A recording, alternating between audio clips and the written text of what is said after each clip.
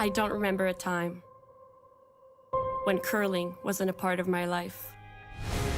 When I wasn't putting in the sweat and hard work to be the best that I can be. Clocking in the time, the effort to practice day in, day out. Curling is more than just a game. It's a family, a community. And when it's time to play, I know I'll be ready. Hardline, supporting hundreds of our next generation athletes. Hey guys, thanks for tuning in to StuCurls.com to watch this amazing Stu Sells Tankard curling. Grab a glass of wine and watch some more. A very pleasant good day and welcome to the Stu Sells Toronto Tankard from the High Park Club in Toronto, Canada.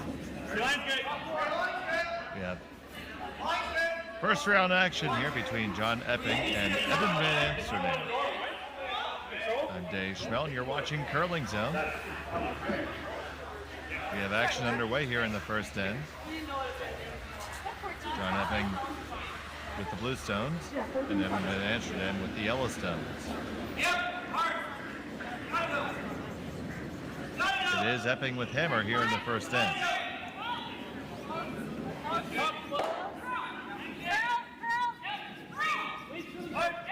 Big event with a lot of great curling planned for this weekend. And we hope you'll join us on Curling Zone for all the action this weekend. We'll be showing all the games and all the sheets with selected commentary. Promises to be a fun weekend.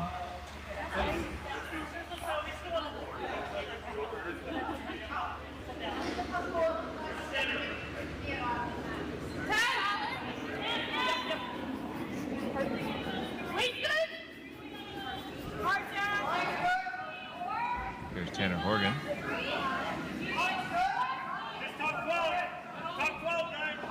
Sorry, Ian McMillan still with his second. I do apologize for that.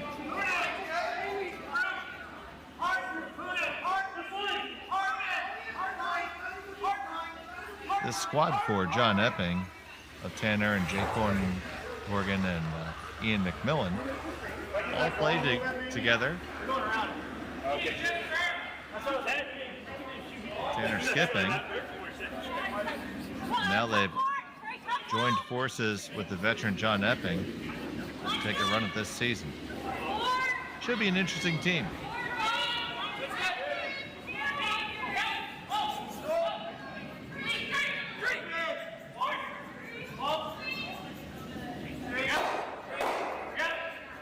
There's a run back, gets them all moving, does pop the Epping rock out into the open, but does not clear it all the way out.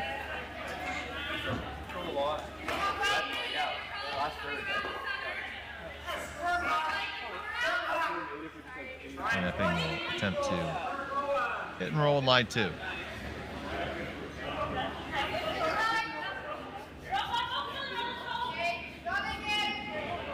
We have all of our sheets in action. We'll make sure to keep you apprised of what's going on. Once again, you can watch all the sheets on Curling Zone all weekend long.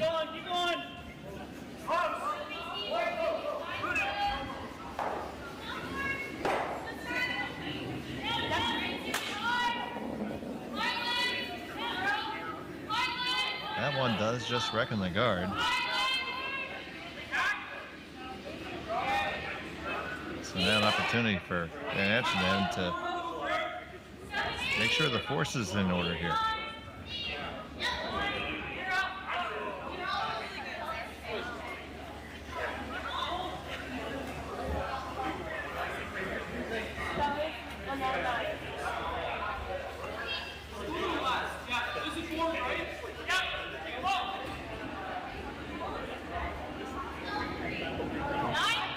The ice to be a little bit tighter.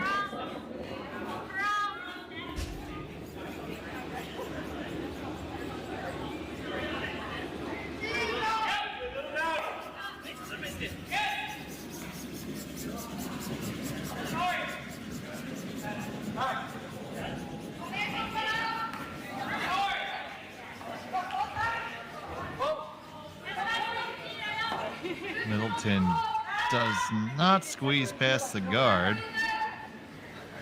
It will ricochet in line 2. So opportunity swings back to Team Epping here.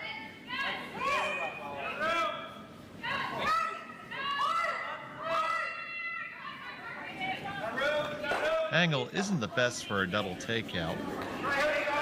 Is there. The slash would certainly lose the shooter. So he may choose to leave one of them in the lanes.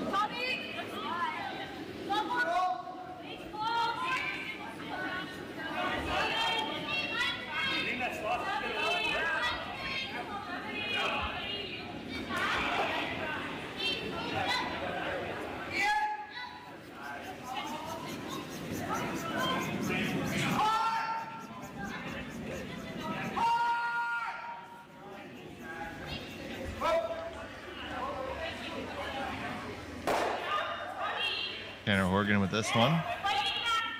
Hitting a small roll. There are line shots done. So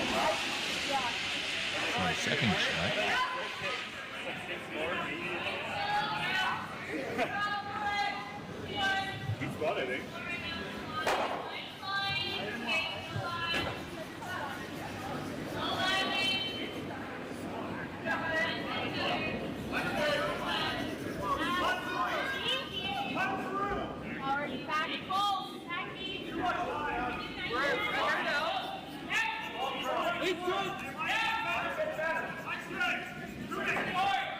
Here's Jason Ginter. This one curling quite a bit. They're going to hold on just to get a piece, and they do. Does not clear it from the rings, though. And it does appear to leave John Epping sitting second and third shot right now. So just a couple misses have really swung this end into a huge opportunity for John Epping here in the first end.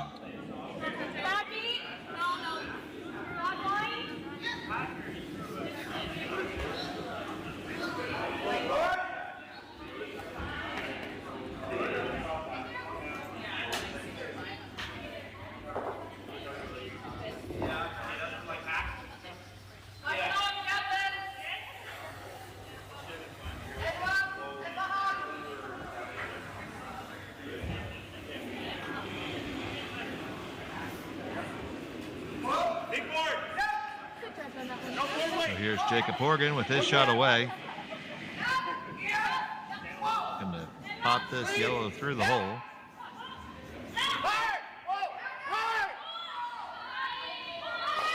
Gonna hit and take it off the side. They are gonna lose the shooter.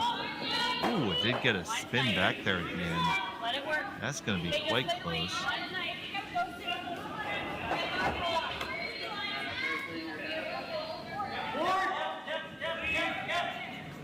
Shot's just a little bit tight to get a good read on that.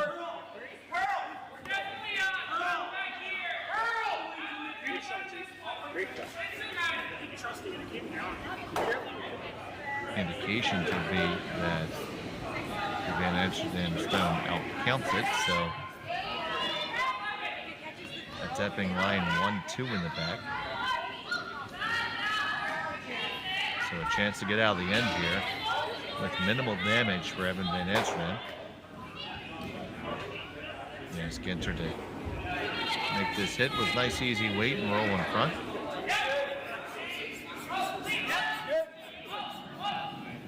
But to watch the line, they did lose the last one down this way.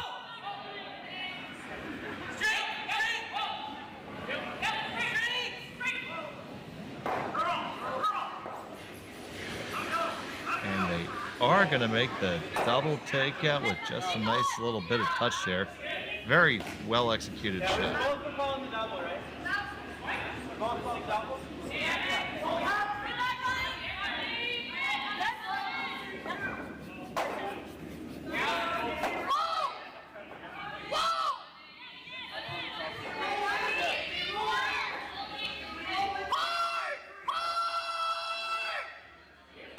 Now with 3 racks left in the end, I think it's going to see a possibly he can work his way back to a deuce here, although that seems to be tough because everything is strung out here on the outside. Very creative to work your way back to a blank, but first things first, address these 2 yellows.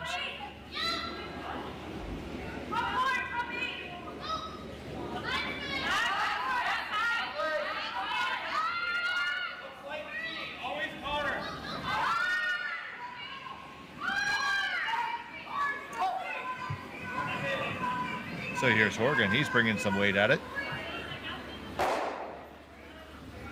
Going to remove 2. Pop it out the side door, lose the shooter.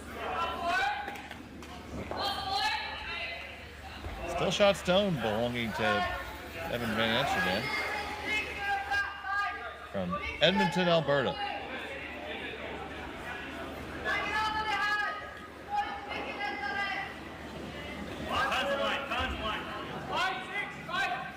Currently ranking number 42 on the team rankings.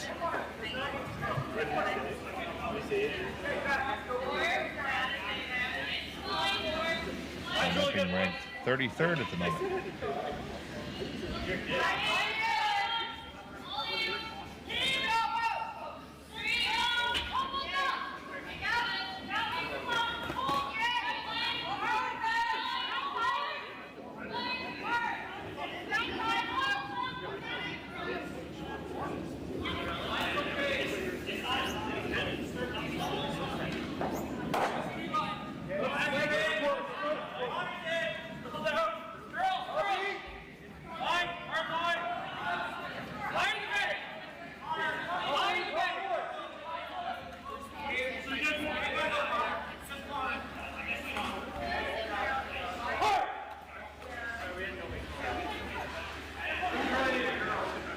That into lie 2. Angle is not favorable at all for any sort of double takeout.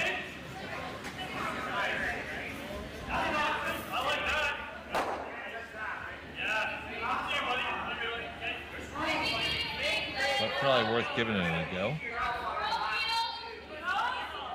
No guards up front. You're not really in any danger of a steal here.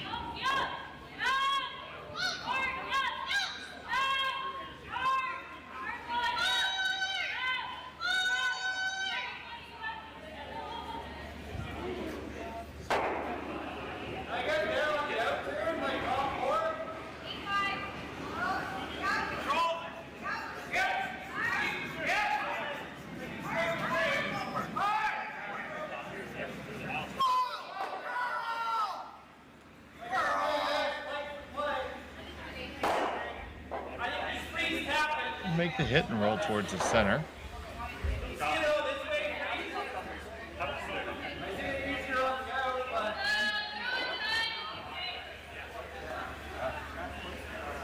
So Van Amsterdam will try to return the favor and leave the force in order.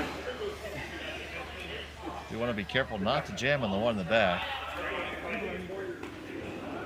So that would lead to a score of 3.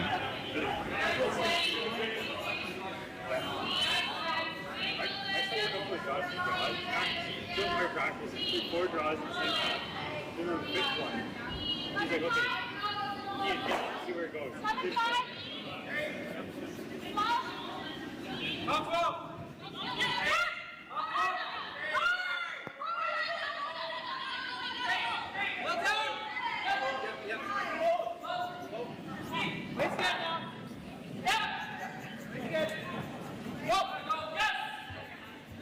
On the way from Van Amsterdam, they'll make this right on the beak. Avoid this, well, catch the one in the back, but no worries there. So John's going to give this a look and then decide that a draw to the 8-foot is a much better idea, facing 2 in the first end. I have to say I agree with him.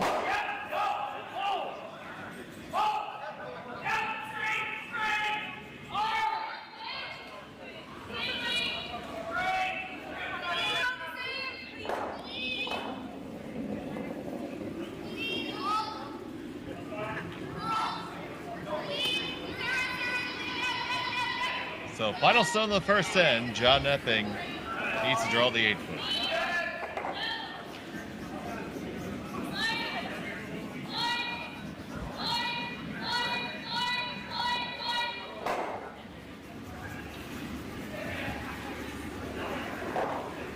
Millen and Horgan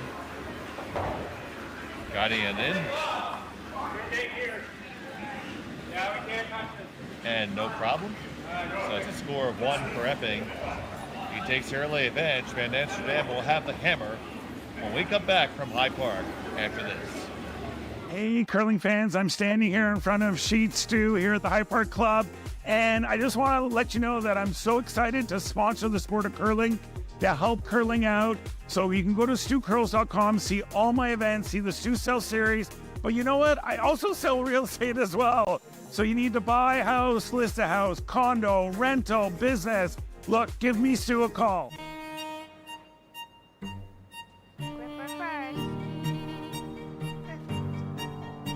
Don't forget the brooms. Yep, you got it.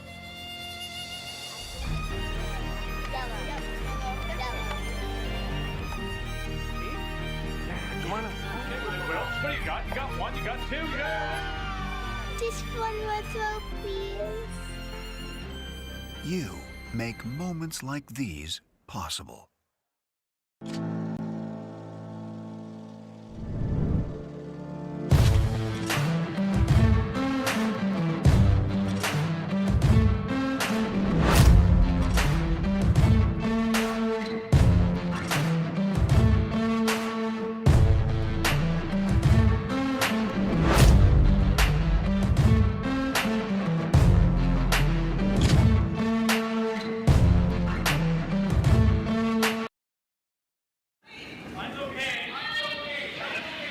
Back in High Park at the Stu Sells, Toronto Tankard. John Epping scored 1 in the first end. Evan Van Amsterdam with the Yellow Stones has hammer here in end number 2. I'm Dave Schmel, happy to join you here on Curling Stadium.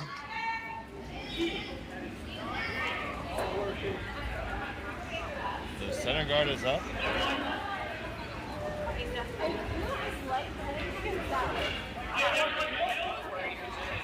And we draw the top 4 right to Stu's forehead.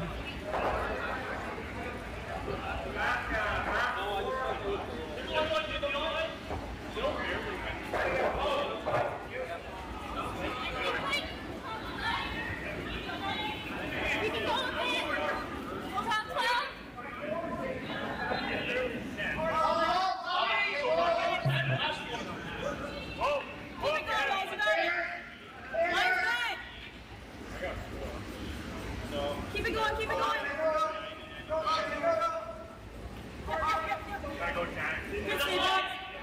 Ian McMillan looking to freeze on down. Taps it up a little bit. Maintains a pretty good angle.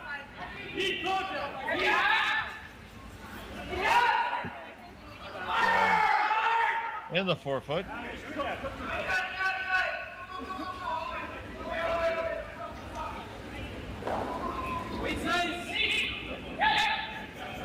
Parker's going to throw some quiet weighted fist.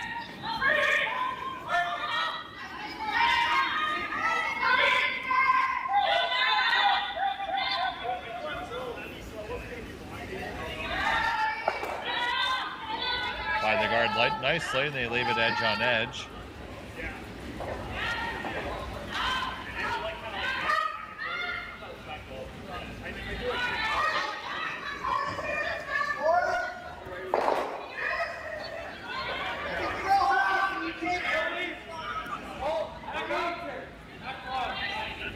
Epping's looking to throw the double here. As for easy weight.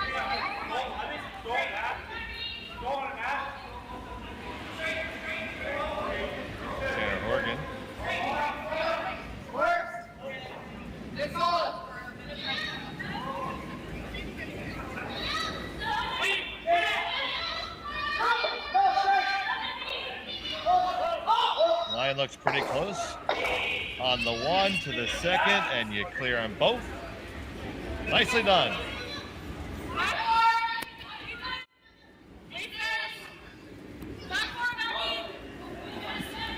Really well managed shot here.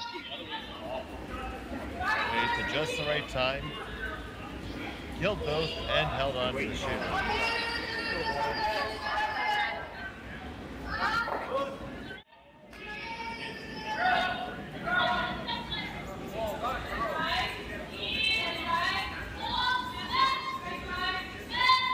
This one needs to come over a little bit.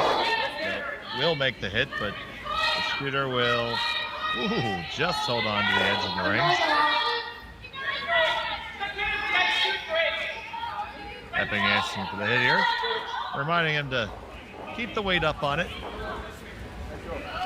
These hits on the outside can be just a touch tricky.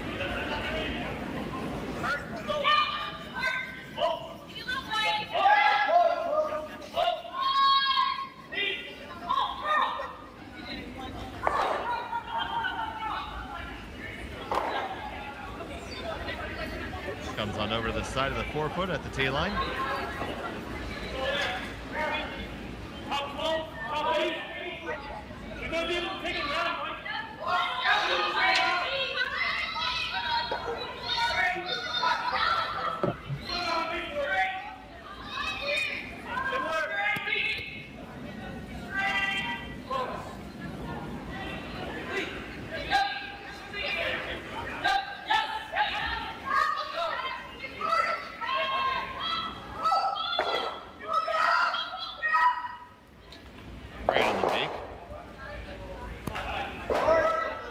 Epping's going to ask Jake Horgan to hit and roll under cover here. He'll be in good position at the top of the button if it's made.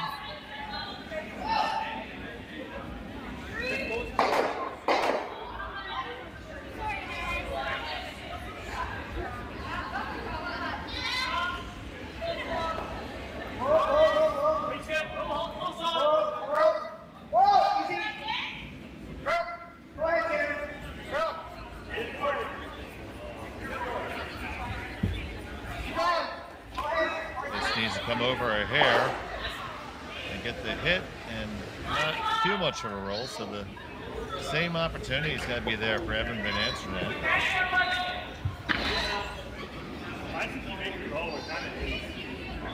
Although he will be rolling underneath his opponent's cover.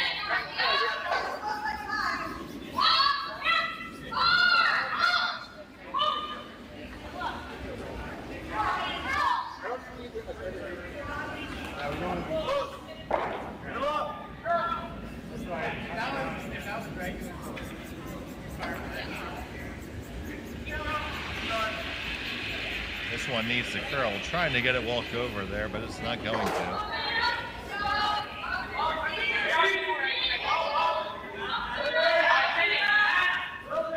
Well, now let's see if third time's a charm.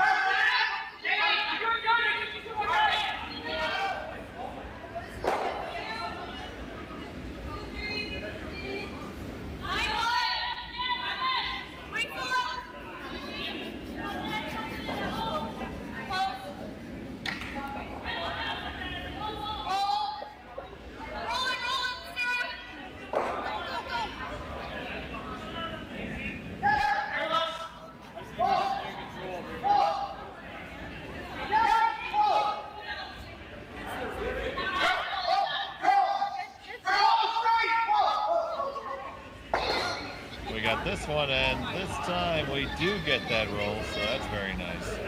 Dead behind his own cover, so now double deals on order.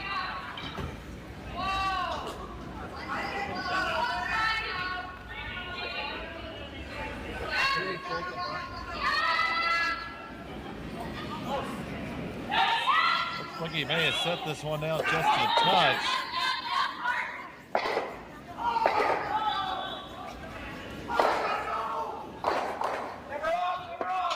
Does not clear it all the way.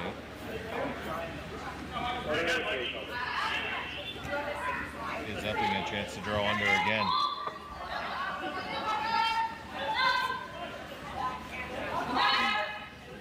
John Epping, of course, no stranger to the Toronto area. Many years in the East Side Curling Club.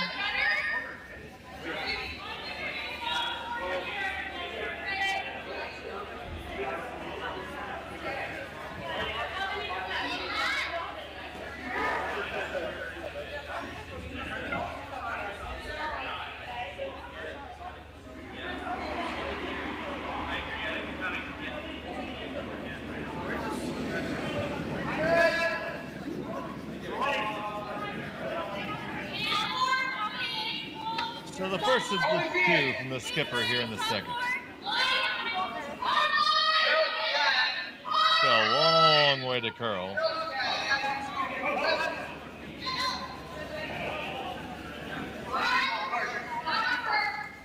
And the weight just came off of that.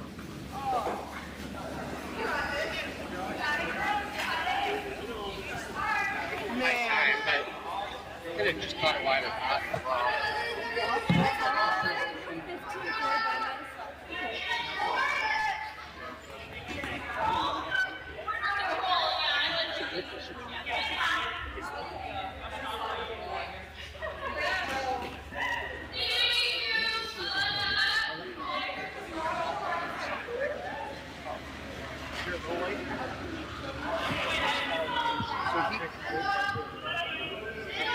So looking at hitting and rolling under cover, this is the least risky of all the options. This ensures you're going to kill at least one. I just wanted to have the guard on my first run. I just use that because I guess.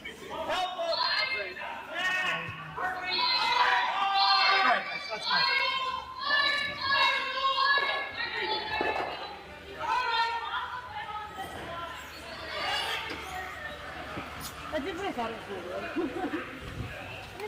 Always do want to make sure that you have a path to score.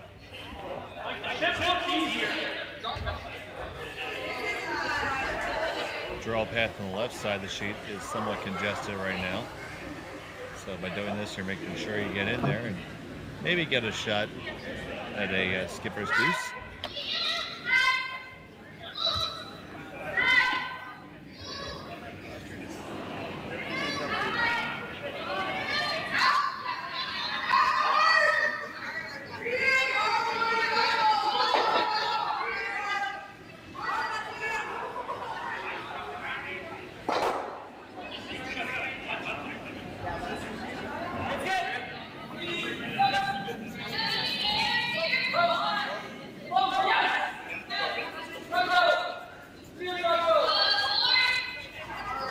Working hard to hold it.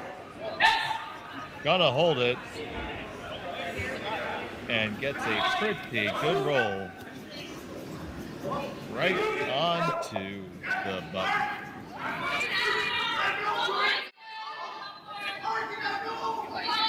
Just got really hard work there. Held it and maintained just the proper amount of energy for that to end up on the lid.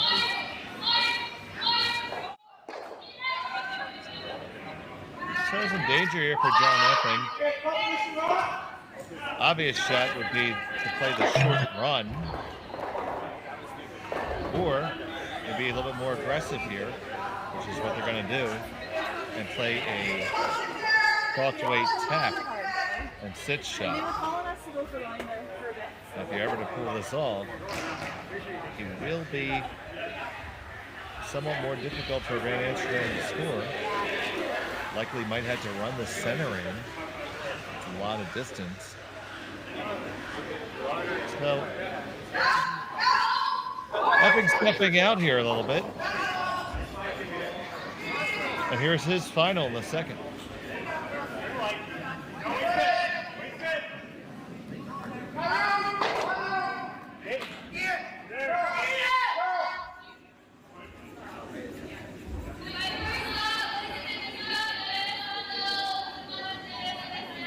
Still pretty wide. It's got to come on up, work it over, and that is going to drift through. That was the danger there, because now you just gave your opponent a free deuce. just never had the line.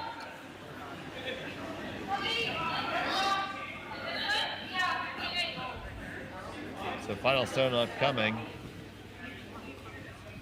It's going to be a draw to the 12-foot.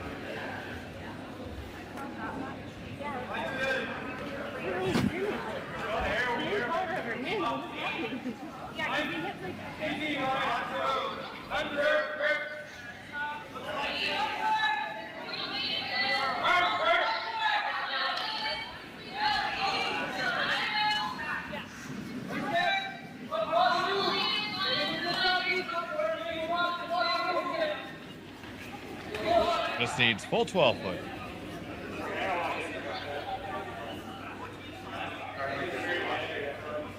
Yeah, I'm getting like kind of 4 or 5. That's there, no problem. Van Amsterdam gets their dues.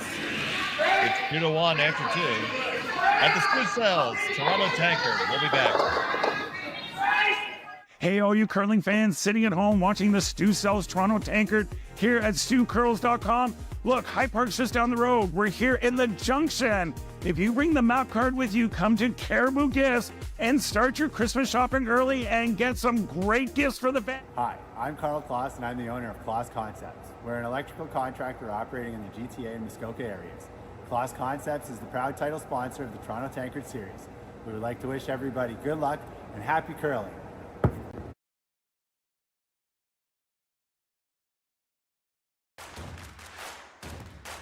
Imagine being able to stream every curling game from every sheet from any event, be it your Wednesday league game, bonspiel, or corporate event. Curling Stadium offers an all-inclusive streaming solution featuring high-quality cameras, ease of use, great reliability, and minimal installation. Offering your sponsors customizable ad space on your streamed curling games and being able to sell video packages to your corporate events for increased revenue. With Curling Stadium, you can stream to any device, be it your mobile phone, tablet, or computer. Push the feed to your desired platform, be it Facebook, YouTube, or any other social media. Curling Stadium is simply the way forward. Where it's commonplace in other sports to televise every game, we want to do the same. Curling is a global sport, and it's time it gets the coverage it needs. Make your curling club the next Curling Stadium.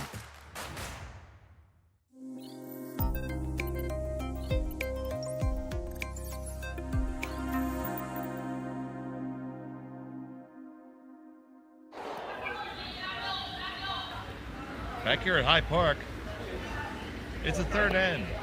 There's a score of 2 for Evan Van Amsterdam, and he has the lead over John Epping.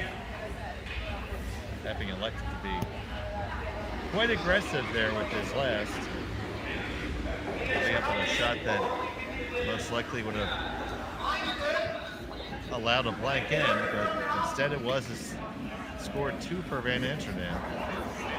So now they have a hammer here in the foot. High Park Club, a beautiful 5-sheet facility right in the heart of Toronto.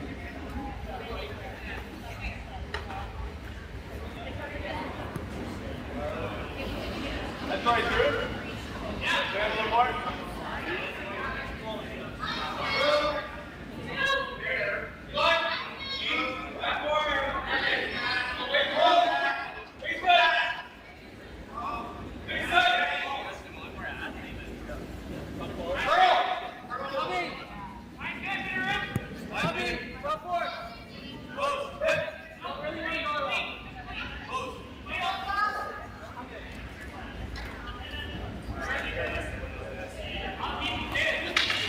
First card goes off the center line. Now we're going to draw underneath for this one.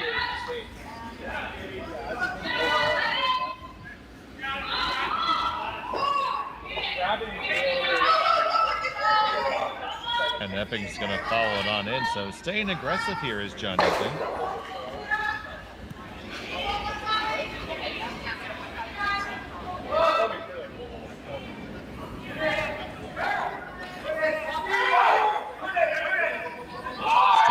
From Ian McMillan.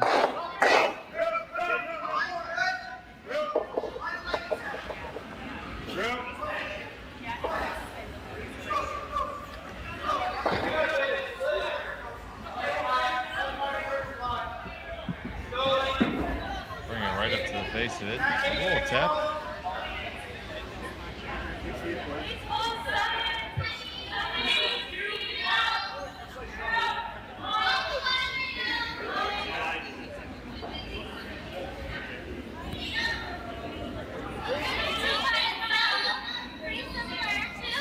With this just being the 5th rock at the end. Use the opportunity to duck underneath again. Come down to the corner. So we're gonna have some rocks in play.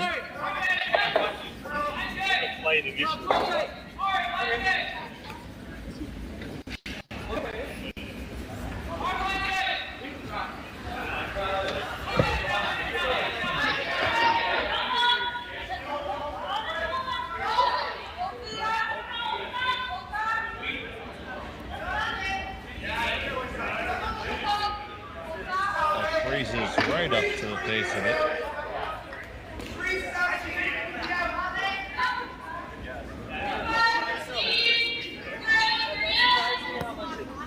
Keep the corner freeze train going here.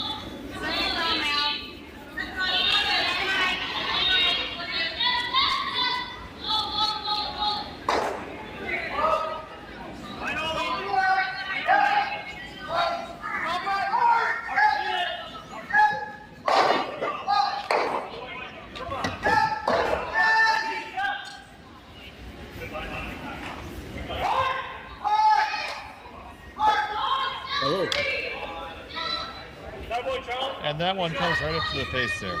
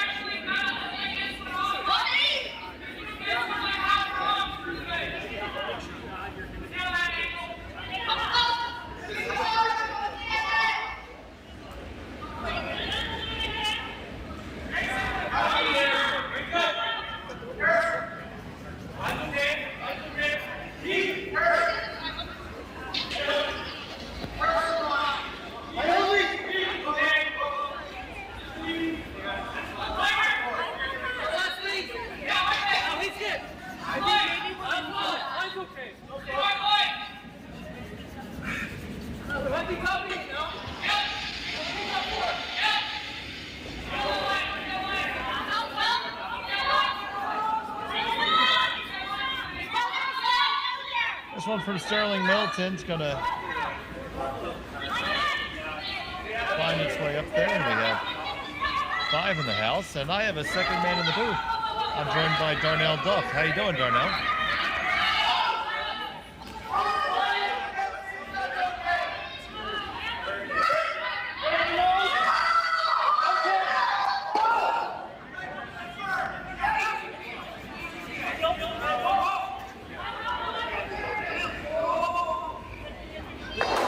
Epping selecting to hit the abort button here and open things up. A lot of granite. We'll see how much Tana can remove with one swipe here.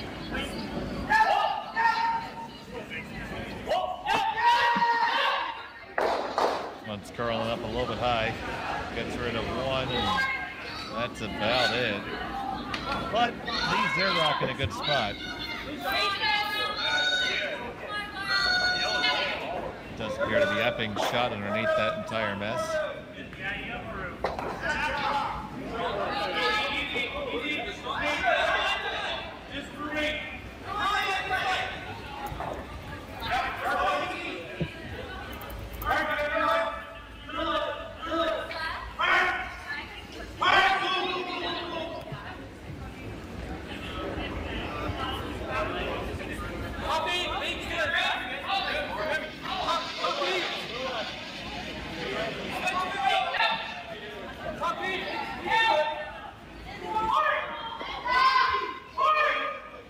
Both guys working hard to try to bring this one down. Needs the weight, it needs legs. It's gonna wick on the guard. Does not end up in the worst place. Still shot stone for Epping. angle's not really in John's favor here. I'm gonna ask Jacobs to take a look at it.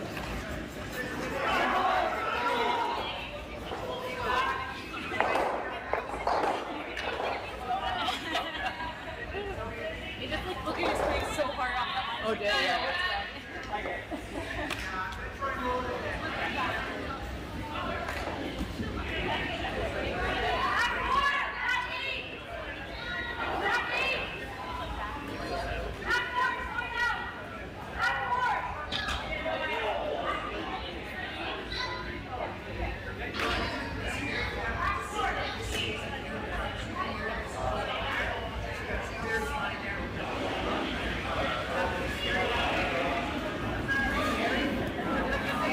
Big problem is that stone in the top 12. Because it is going on to the other yellow, which is right on the red. Oh, sorry, the blue rather. Wrong club. And it's just going.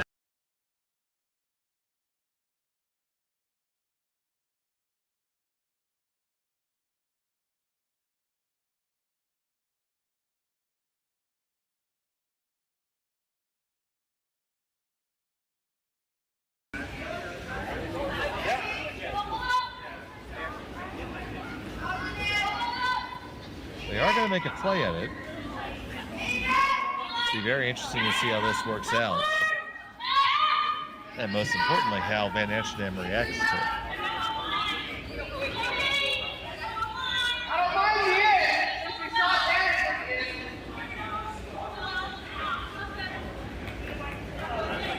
See, viewer in the lounge has their snack ready, their popcorn. I want to get mine ready too right now.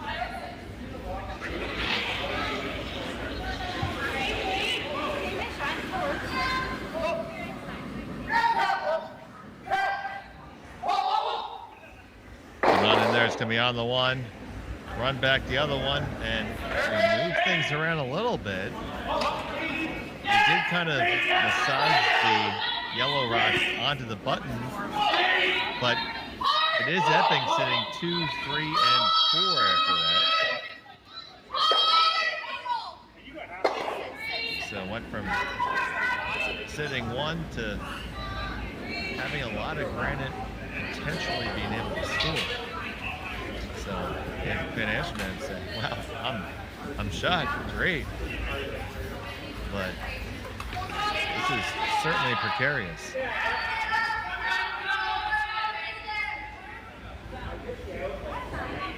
Considering playing the one in the wings and coming to the back for the 4.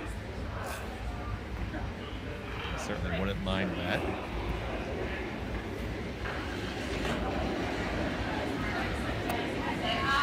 Here's Jason Ginter to try to make that happen.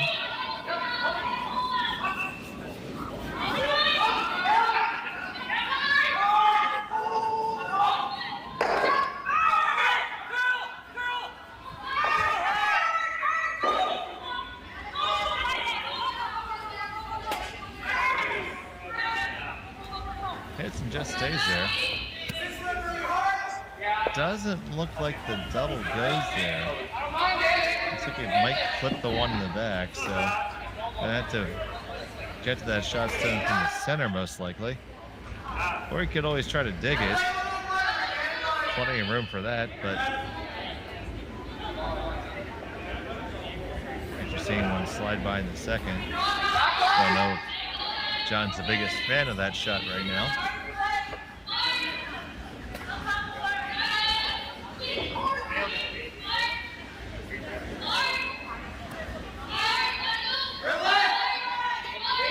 Near the front end saying this is a weak shot, I would agree on that.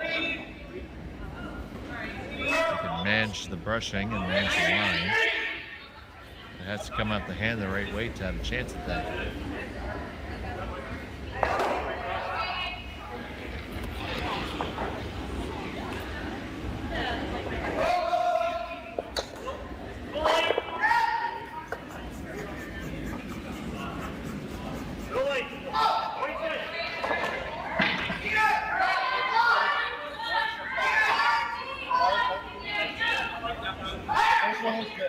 this line looks pretty good. They're going to skinny on pass, make the hit, roll open just a skosh.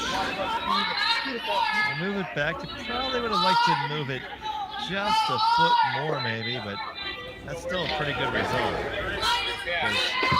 If we look at the angles there, there's a real jam possibility on the yellow rod by removing the Epping stuff here. Is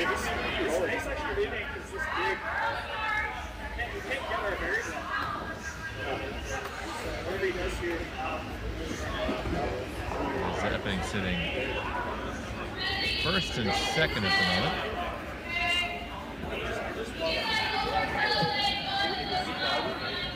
Hello. Hello, I think I'm being joined by my color analyst, Darnell. How are you? I'm fantastic. How are you? I am super fantastic. Thank you for joining us today. This is awesome. Well, right here we have Epping with hammer and threatening here. Van Amsterdam's trying to figure out a way out of this one. A good opportunity to do so, I think, if you can ever find a way to get to the inside of that rock.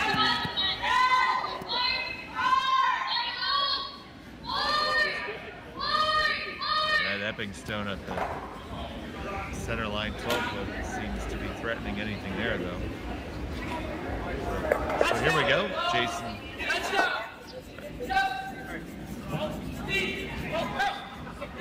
On the way down.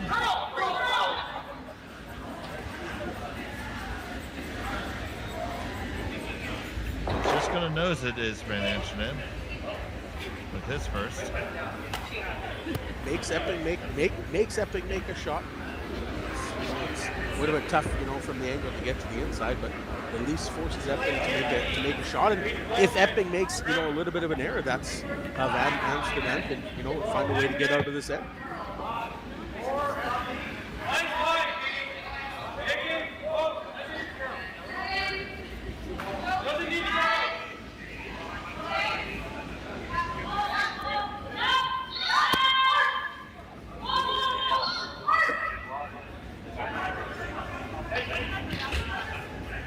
Don't want to leave anything easy for Van Amsterdam to come back on here. I think a hit and roll open is safe enough right now. You have to good chance here for Epping to, almost solidify this win with a good shot here. But if their shot is less than perfect, it at least gives Van Amsterdam an opportunity to try and get out of trouble here.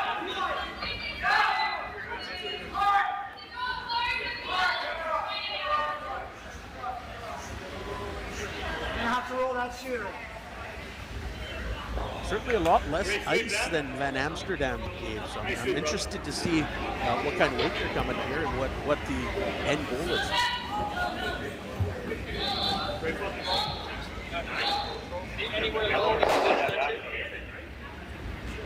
I think he's going to throw this with enough weight that if it catches the guy in the back, it's going to go.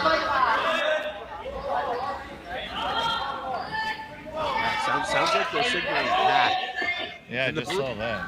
The broom was moved out probably, almost a up and down broom head. So as Epping got to the hack to deliver the shot, so really interested to see what happens here. John Epping with his first here in the third. Working hard to hold the line. To get past the guard, they do, and it is going to roll. Oh man, nicely under cover. This is real nice.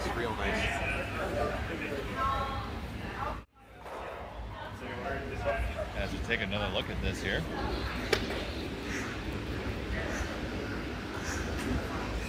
Really dug down deep. Nice roll to So now Van Amsterdam's going to have to take a look at that in the center. Do you think he can ever make all three of these moves? I think you're going to need some serious heat. I don't see how you're going to get all three out. see how Epping's not going to have a shot for two after this one, unless some sort of miracle. I mean, I know he can throw some heat, but he's going to have perfect. You have to pair that heat with that perfect angle. That's what Paul Tasker did. Yeah, well, you see the motion of the shot. They're looking at running the one with the top 12 feet, onto the one of the 4 foot, and then carrying that in, and then lose that object rock out the top.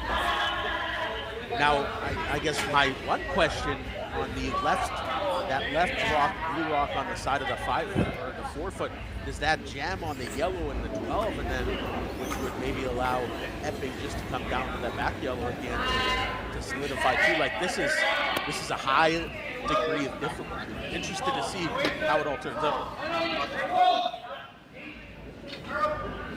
I think it slides underneath of it, but definitely will be interesting. So, final stone coming for Amsterdam. He needs to make at least 2 go away here.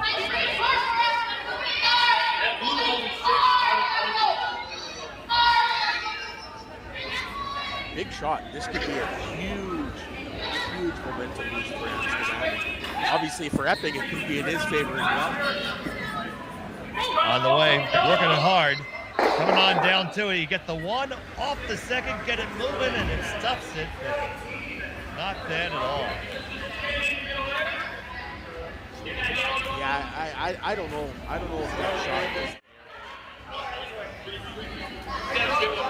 You would have had to be absolutely perfect. Right, Jay? He brought the weight as he wanted.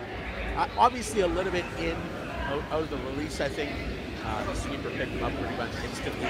Good effort, but just a pretty well played in by Team Epping. So he just needs to generate just a little bit more of an angle there to carry some more action. So Epping here is going to need the full 8 foot. He can draw down to his own. The backing is just fine. Final stone at number 3.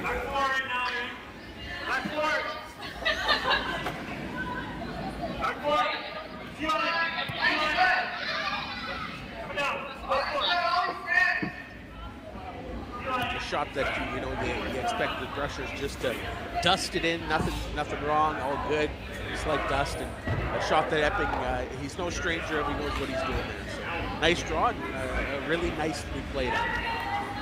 Well, they do Swiffer that in, and they get their deuce. So it's 3-2 after 3 here from High Park. We'll be back after this.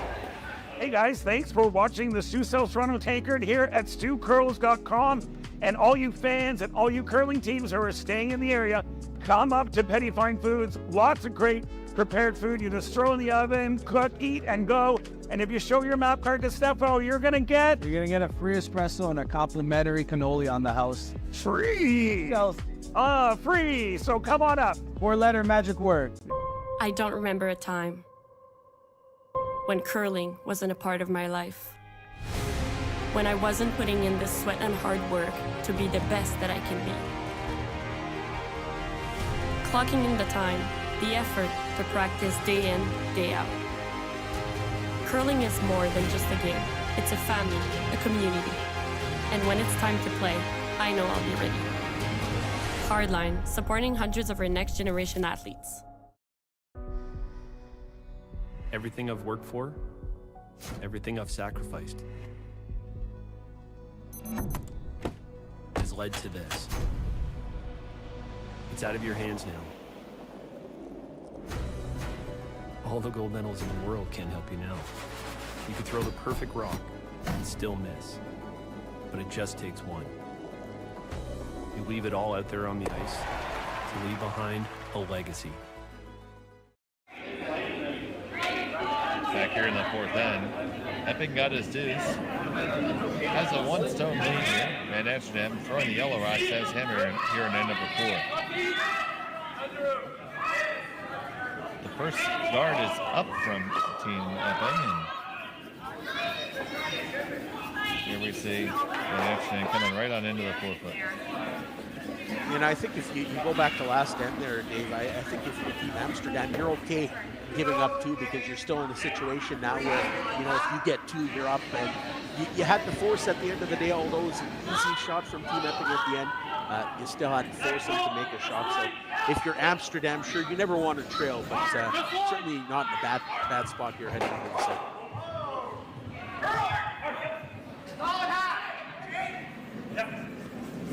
With that stone being in the rings, nice opportunity that Team Epping can use here to catch it and leave a guard, and with any luck, roll into the center line as well.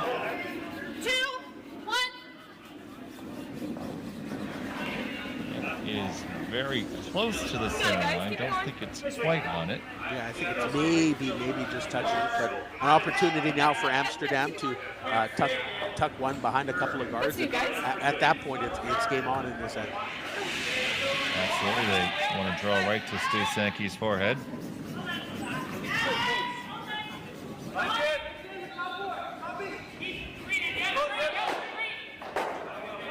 Great sponsor of curling. The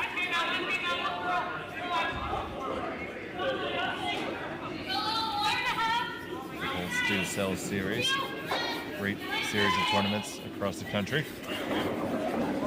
Outstanding right there. You saw it, just perfect. Get left it to the brushers, let them do their work a little bit, and it just posted in. So a really good shot, and as I mentioned, just one shot ago. Now it's game on, and an opportunity for for them to get back in this for Team Epping, and we'll see if they can counter Amsterdam's great rock. I was feeling my. So the corner freeze was asked for.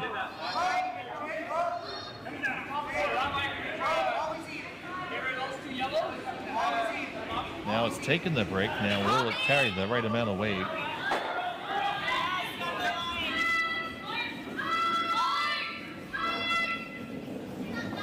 Nice corner freeze. Yeah, pretty much exactly where the broom was, exactly where they wanted that rock, and now it's up for Amsterdam to cluster it up a little bit and try and get the angles in his favor here. But a really nice draw to perhaps settle things down early in the end and get a feel for it.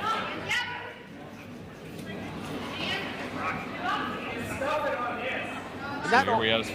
Go ahead. I'm sorry. No, sorry. I was just kidding. That's always something that interests me early in a tournament. With it only being Thursday, and this tournament going throughout the weekend, it's always, in my opinion, games always favor teams that can get the feel of the ice a lot earlier than teams that maybe it takes them a couple of days or even just a few draws to get accustomed to it.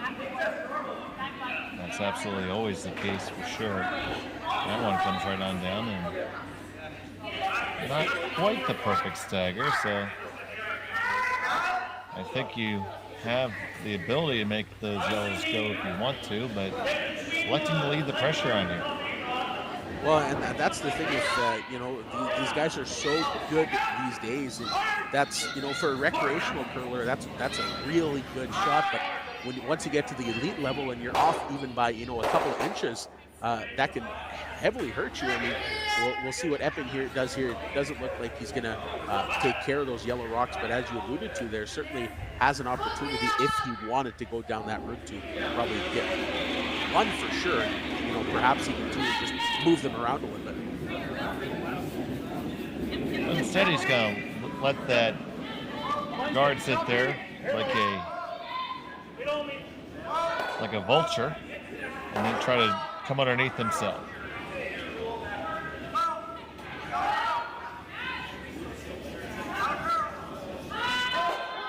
This one's coming up right up to the face of that, so don't know. That may have taken away that angle shot. Yeah, really impressed right now, though, Dave, with the weight of these gentlemen. Their draw weight it seems to be spot on, and as I mentioned, still really early in the tournament, but obviously with a practice earlier, and it just seems like these guys are dialed in. They know what's at stake. They know the competition is going to be tough, and I'm sure they've been practicing a lot, leading up to this tournament. But some really nice shot making right now. And at some point, we're going to see probably some more upgrade shots. It's going to be interesting to see what team, or I think they're calling back four right now to perhaps maybe open up things up a little bit.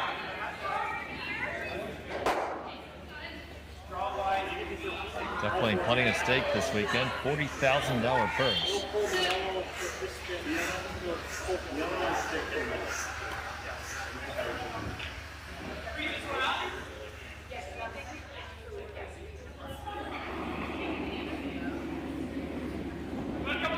really a question of who's going to blink first with the big weight shot.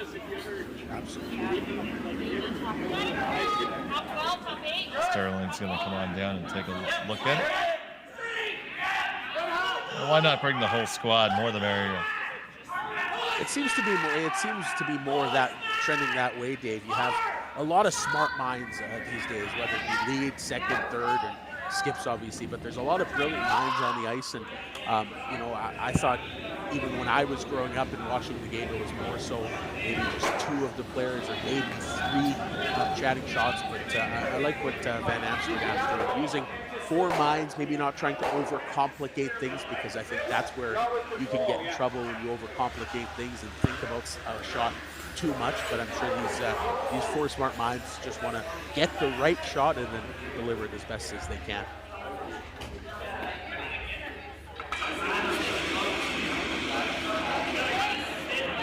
Smart minds. I hope you're that kind to me if you ever call one of my games. I can already tell you're one of the best, that's for sure.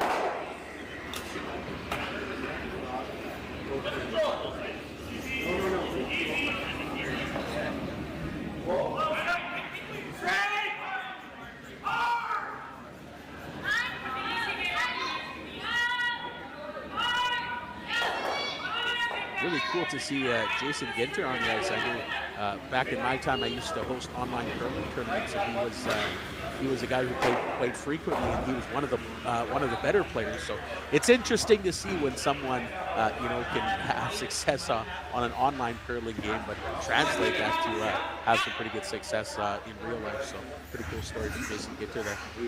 I think I may have participated in one of those online games. You may have. I know there was people from all over the map, and that was during COVID times, and everybody was itching for some curling action. But this is a big shot here from Sterling.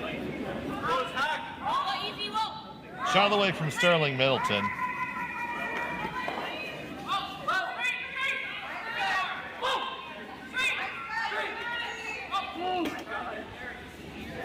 See what happens here. We make contact at the top one, then we're just gonna shuffle the deck a little bit.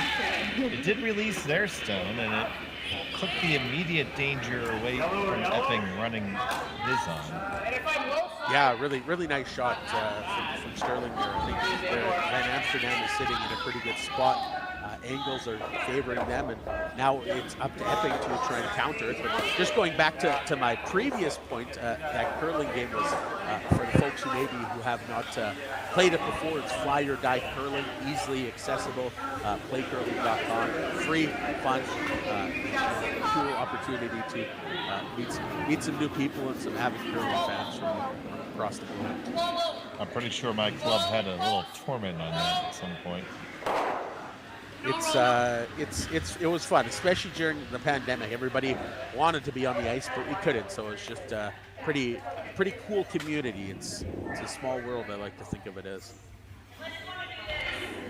Oh, that is one thing that is totally for sure. This team has given me friends all around the world. That's why we love it. The heaviest shot of the end. Interested to see what comes out of this one. Morgan's Rock moves one and real nice. Runs off the shot stone very nicely, and they're sitting shot now. And you had to be that had to be very precise. A tricky run back, had some pretty good distance as well, but perfectly played, and that sort of gets Epping out of trouble for the meantime. Now it's up to Amsterdam to perhaps try and put some pressure back on, but it looks like he's also going to be doing that hit and roll action with some speed on this one.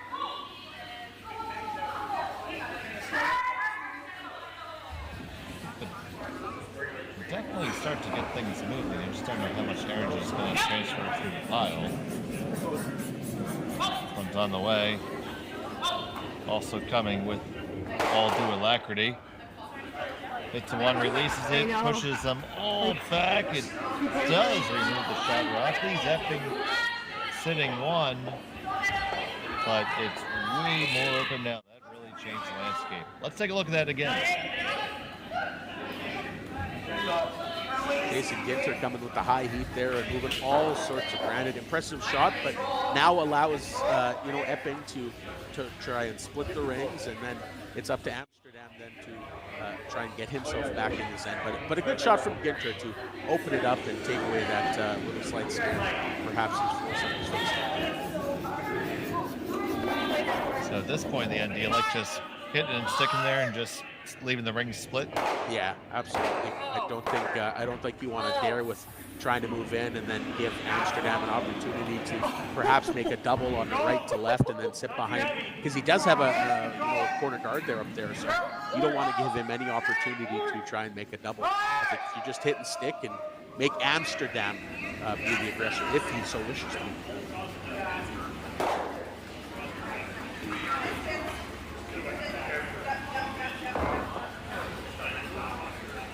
Do hit it. You think the long double is there? You'd have to have a lot of weight.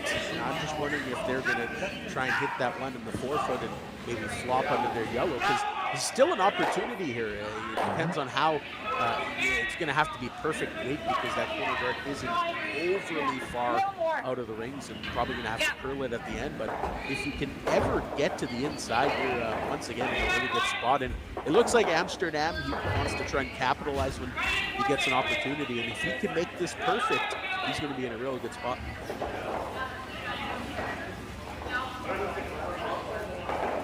The real key was that Epping rolled to a point where there was plenty of room to make this shot and still be shot. So. Jason Ginter. Ginter, no stranger to making big shots at big moments, and he's going to need a big one here to really put the pressure on Epping.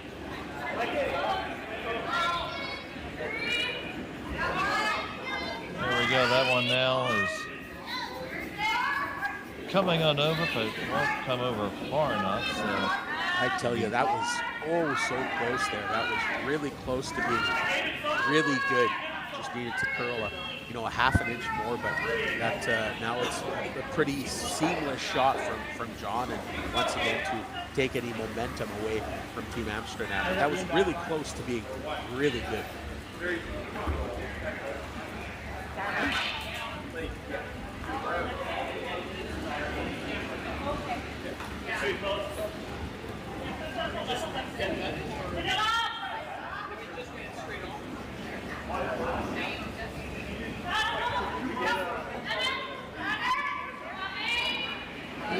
This isn't a simple shot. I mean, it's a shot that you would expect a player of John Epping's caliber to make, pretty routinely, but it's not an easy shot by any means.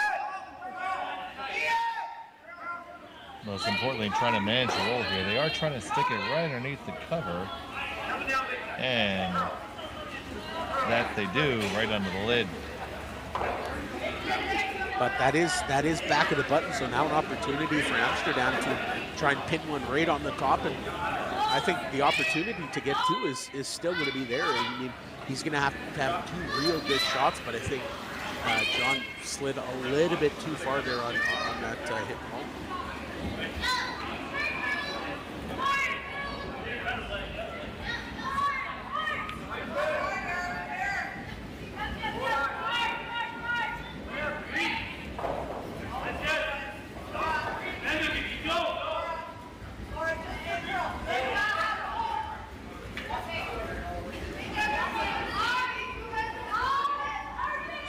Evan's going to take a shot at this. Just trying to come on down and lock it in there for shot.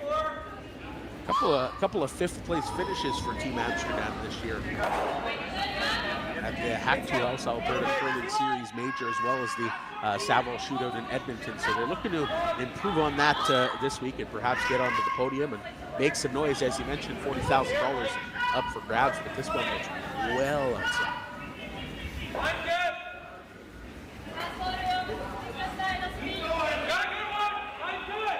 That is right in the seam line where John Epping had one speed by in the second one.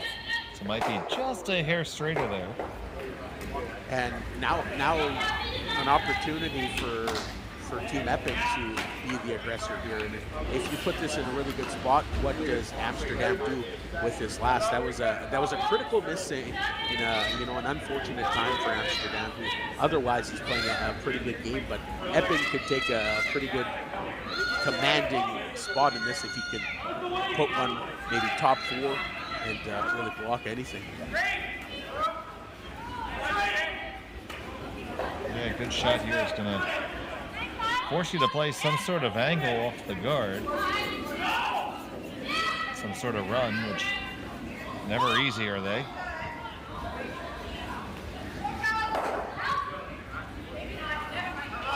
Had an opportunity to call a few of those matches for Evan Van Amsterdam at those events you mentioned. They were playing quite well.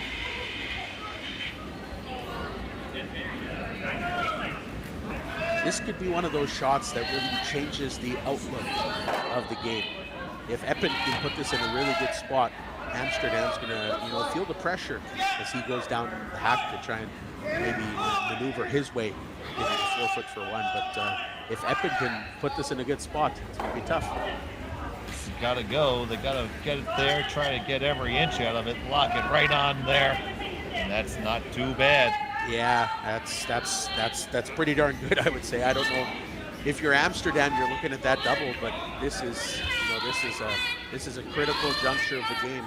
You cannot afford to give up. Giving up a steal 1 is okay. You're only down by 2 then, but if once you get into that, if you get in that spot where you're giving up steal 2 and even 3, then you're in a real tough spot. So kudos to John Epping, capitalize, and that's the thing. You have to capitalize when your opponents make a mistake. Amsterdam made a mistake with his first there on his draw when he put it through the house, and now Epping made a really nice shot, and now it's up to Amsterdam to try to equal it. So a huge shot upcoming here. Facing 4. Evan Van Amsterdam. Final stone in the 4th end. Got to make this double. You got to make it, and you have to hold the shooter. Trying to bring it over. On the 1, you'll come on over, and you just glance it and shoot out the back, and that's a steal of 1, 2, and 3 for John Epping, and he jumps out to a 6-2 lead after 4 here at High Park. We'll be back. On behalf of the volunteer board, the support team, and all the families who will be helped by this year's Sandra Schmerler Foundation Telethon, thank you for being a part of this historic moment. $1,126,014, a new record, exceeding our goal, and most importantly, countless families from St. John's to Victoria to Yellowknife and babies in over 100 hospitals in between will be impacted by your generosity.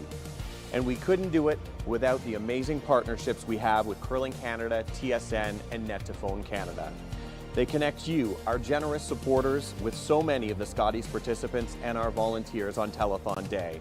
A special thank you to Jocelyn and Brett for sharing little Luke Gallant's stories, and all of the families across this great country who shared stories of how Sandra's legacy has helped their little ones grow up and become champions. In each of the last 3 years, because of generous supporters like you, the Sandra Schmerler Foundation has been able to give back $1 million to help babies in every province and territory. And this year's telethon will ensure we can continue that incredible momentum. Thank you for helping champions start small. Thank you, Canada!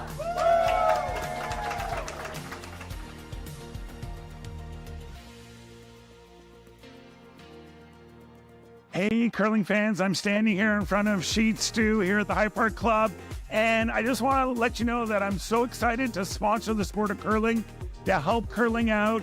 So you can go to stewcurls.com, see all my events, see the Stew Sell series, but you know what? I also sell real estate as well. So you need to buy a house, list a house, condo, rental, business. Look, give me Stu a call. So back here at the Stu Sells Toronto Tankard, Dave Schmel with Darnell and Duff with you. And Darnell, big steal of 3 there in the last 10. Yeah, really big there, Dave. And it really took a turn when Jason Ginter was trying that hit and flopped in. he needed a couple more inches of curl to get under that rock, but once he did it, a player of the caliber of Epping, not an easy shot, but somewhat routine for him, and did a pretty good job. Hit and flopped over to the back of the 4 foot. Still allowed Amsterdam an opportunity to try and glue one on, and then if he did that, Amsterdam would have likely had a shot for 2 at the end, but he went straight through the house. And then again, you give Epping those opportunities for really a free draw to the 4 foot. He's going to make those a lot more often than he isn't, and he did. And then Amsterdam had a really, really tough double. Giving up one would have been okay. Giving up 2, you're not, overly upset. You're still down by 3, but you're only playing in the 5th end. But once you give up a steal of 3 and you're down by 4, you're in full-on claw mode, and it's really tough to come back against a team like John Epping, who are making a lot of their shots right now.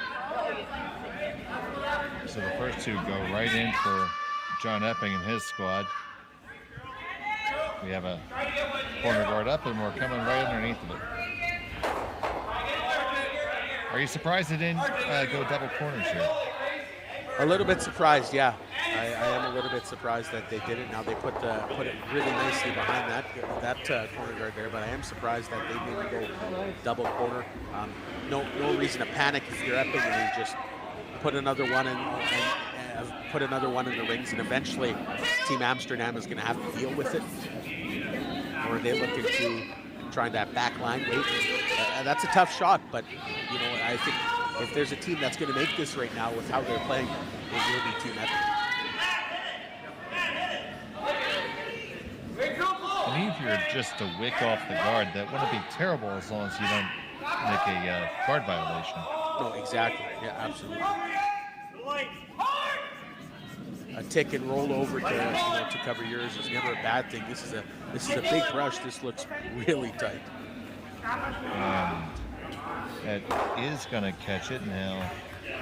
Will it go all the way out? It does not. So, wow, not a bad result, really. No, I mean, that's not ideal per se, but depending on where see, and that's the thing with Amsterdam not putting up a second guard there.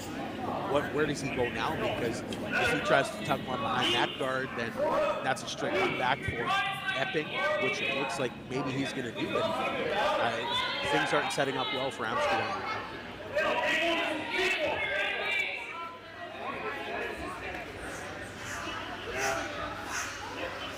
It's almost like it's one of those situations you have to score 2 before you can score 3.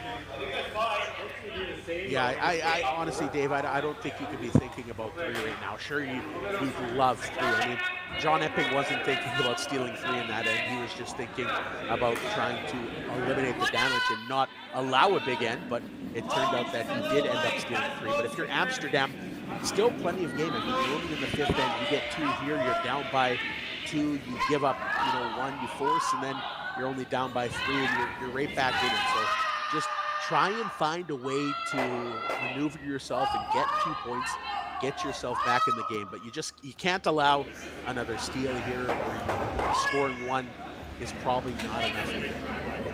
Right.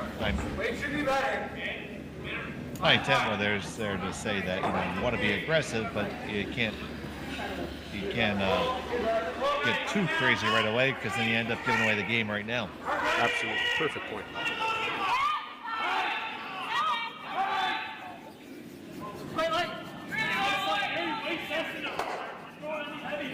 This, of course, is a triple knockout format. Much easier to go through the A than through the C, for sure, with this many teams.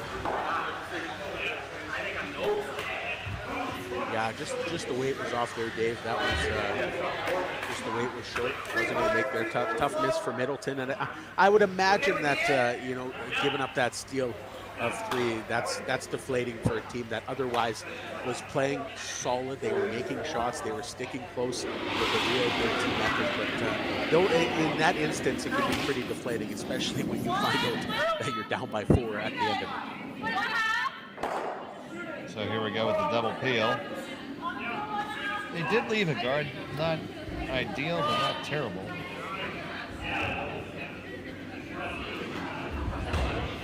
Yeah, I think we just got to go back, Dave, to the start. That it would have been, I think, in Amsterdam's best interest to double corner guards.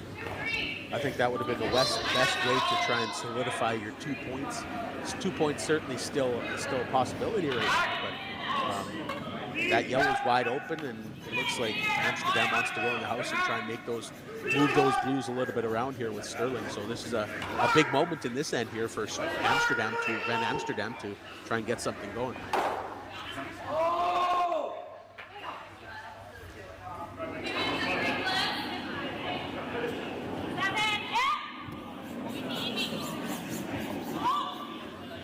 Here's Sterling Milton. Just looking to come on down here, push the stones back, shuffle them around just a little bit. You're going to need to have some rocks in play to generate a score here.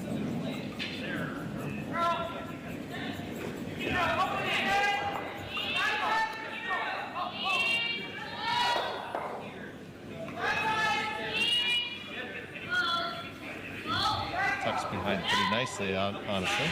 Yeah, it's interested to see what Epping does now. If he wants to eliminate, I would assume he's going to eliminate that yellow and then try and bring it back and maybe hit and flop in towards that blue sitting in the 4-foot. I see the one indication was to possibly run the guard, also entertaining him hitting the one on the wings there, and by far the much more straightforward shot. Yeah, and I certainly don't mind this call, Dave. I don't mind hitting this yellow and flopping into the 4-foot because still you're going to have 3 of your rocks and Amsterdam's going to have 1 in the 12-foot. He's going to still have to find a way to contend with your 3 rocks. So I like this call. I think it's keeping it simple, not complicating things too much, and just playing to the lead you have. I mean, maybe things change if you don't have a 4-point lead right now, but in the 5th end. But I think with where the scoreboard is, this is the logical call.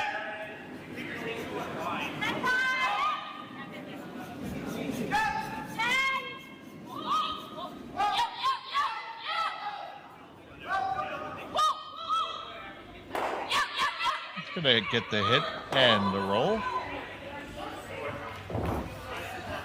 And that's what. Yeah, pretty good spot because you can't roll in from there. Yeah, and that's what's impressed me so far with Team Epping. Their weight control has been fantastic. You're seeing on almost every shot, the sweepers are making some sort of movement, whether it be a hard dust or just a light dust. So I really like Team Epping. Their weight control has been fantastic, and I get the feeling that they've figured out the ice perhaps a little bit quicker than Amsterdam has.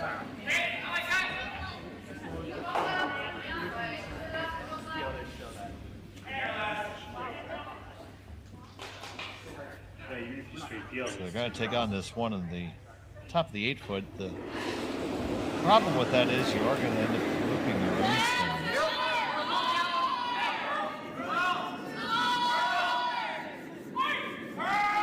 Middleton is saying the weight was light, right out of the hand, and huge dust. You got to give props because these sweepers, that's a huge dust, even just to get that past, but that's going to end up being a very, very tough result. But just to even get that past that guard with that brush, that's impressive stuff. They end up splitting their own over the top, and just a matter of removing this stone here, and it's going to be 4 stones for John Epping. So things went from unfortunate to worse. Well, and you look at the degree of difficulty, Dave, when it comes to the shots. Team Epping haven't really been faced with any overly difficult shots. Not going to call them routine shots, but you look at this one, just a rather simple hit with stick. No damage, nothing hard, nothing out of this world. When you go over to Team Van Amsterdam, they've gotten themselves into some trouble with a couple of missed shots in a row, and that's been over the past couple of ends. So their degree of difficulty on their shots is much higher than of Epping. And, just a simple shot, and the job is done for Team Epping once again.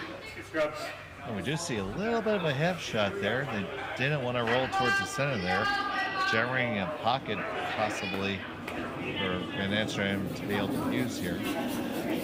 Yeah, when Team Epping makes a mistake, as they just did there, as you mentioned, with that half shot, now Team Van Amsterdam has to capitalize. This has to be a good shot from Ginter, which I expected to. He sort of missed his last one, but I expect this to be a solid shot. And now it's up to Van Amsterdam to do the rest here.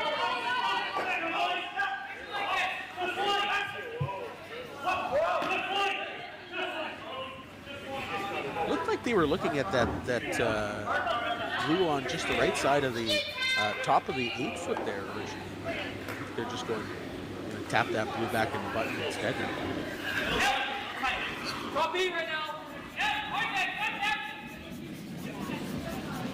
Parker's got his head down hard on this one.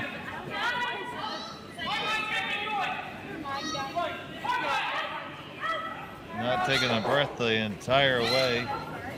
Got to get past that top blue. You're going to wick off. How far open? Could have been worse, but probably still gettable. Yeah, and that just comes down to weight once again, Dave. I don't think Team Van Amsterdam has figured it out, because that brushing again, kudos, because that's some world-class thinking there. Just the weight was a little bit off, and you can't pick it up at the end.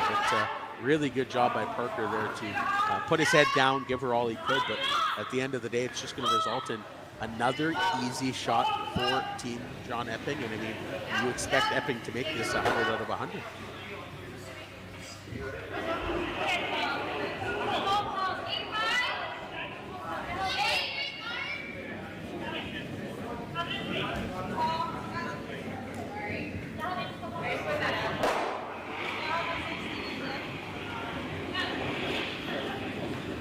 Epping coming at this from the intern side.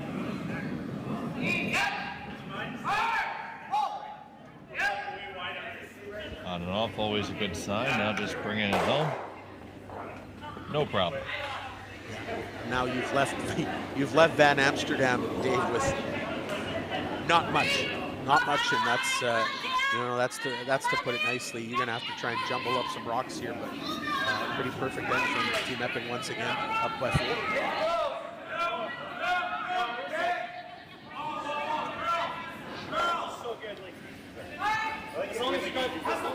It's like there's a whole bunch of tuna fish in the plate, and you're asked to serve chicken a la king.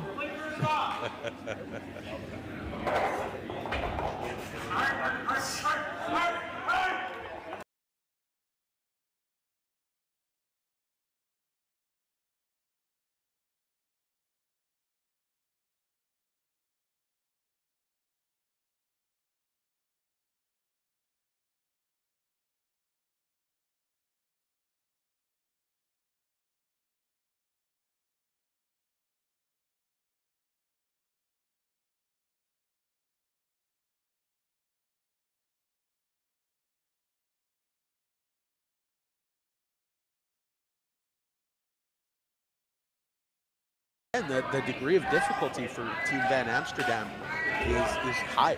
They have some real tough shots. I mean, they've put themselves in a position where they have to make some big shots. So it'll be interesting to see if they can capitalize here, but it's not going to be easy. The one thing I don't think you can draw right to the face of Shotstone and kill the angle in such a way that Epping can't clear. Yeah, a draw's going to do nothing for you here. You have to bring up weight. But I think any up weight you bring, you're gonna, it's gonna be. There's gonna be an opportunity for Epping to get it out. But the real question, Darnell, is: are there an equal amount of blueberries in each muffin? I'm gonna go with no. In my experience, I have never met a muffin that had the equal amount of blueberries. It's infuriating. It's infuriating. It is. I would love. It's like you have pepperoni pizza. There's not the equal amount of pepperoni. It's just. It's life as it is, and but we'll see what Amsterdam can do with his lemon here. This is a big shot. I mean, you're down by 4. getting a deuce is real tough trekking, but you have to at least get one. Keep yourself in the game, perhaps get some momentum back, and force just head into the 6th end and turn over the script and make Epping make some good shots. And Amsterdam on the way down, try to make these blueberries into lemons. Off the 1-2, and he get down to shot rock. That's about as good as you could do, buddy. Outstanding.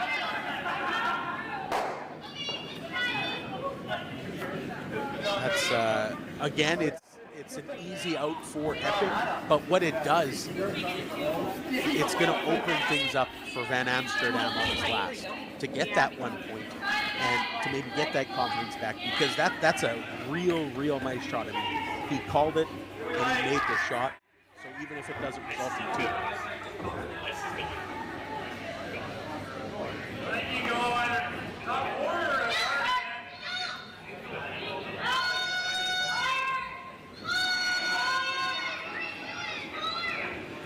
Epping with his last, is going to blast away. Just looking to clear it. And make sure you don't jam. There you go. You lost one of your own, but you won't worry about that. Most important job is done. Yep. Perfect. And he's electing to play the hit and stick for his single. This is just one of those shots at this level. More or less a routine shot. Just focus, get in the hack, do your pre-shot routine.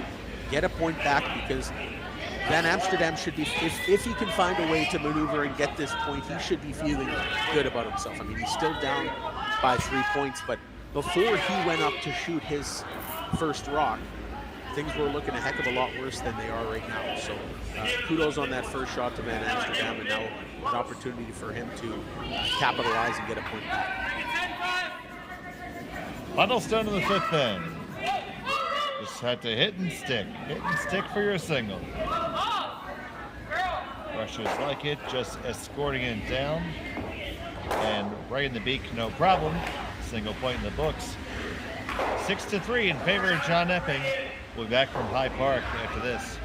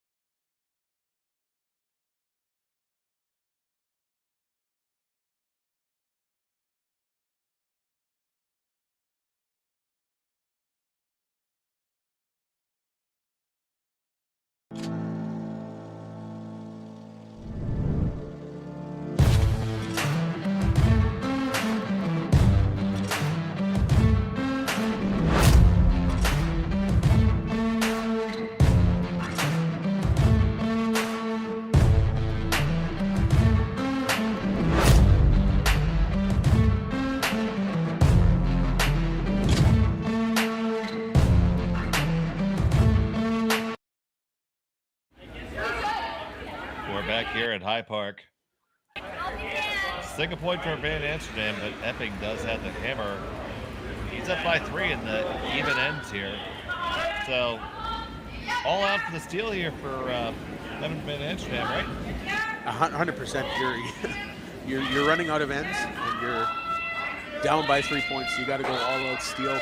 But again, a really nice ending to that end for Van Amsterdam. I thought they were reeling all in pretty much through 6 rocks, and perhaps, you know, feeling deflated, as I mentioned, from the prior end where things didn't go well and they ended up giving up a steal of 3 because they missed some key shots. But nice, good job for Van Amsterdam to settle things down and get his team back in the game and at least give them a chance to try and claw back. So second guard's going to be upcoming here. 3 right now. That's good. All 3.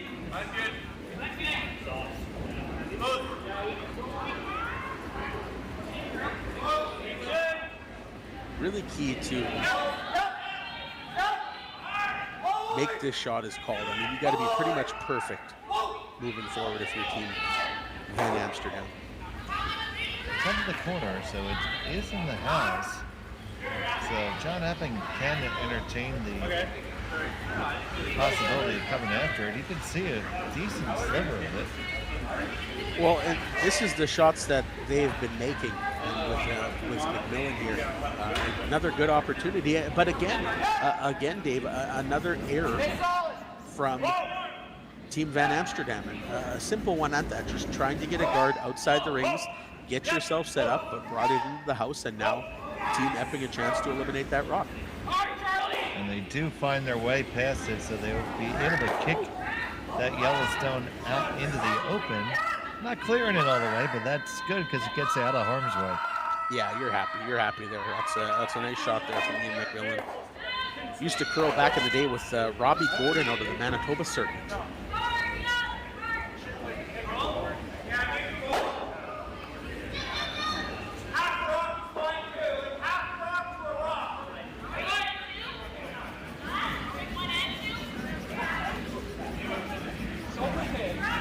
Still looking to rebuild an end here, and Sterling Middleton is going to have to put some more junk up front. Yeah, it's tough having to try and rebuild an end when you're already a few rocks in, but that's where Team Van Amsterdam find them in. But a nice guard there from Sterling, and now it's just time for Epping to try and clean it up. I think he's going to try and maybe entertain taking out that yellow in the 12-foot block. Does look like the angles are possibly there for the triple, so here we go.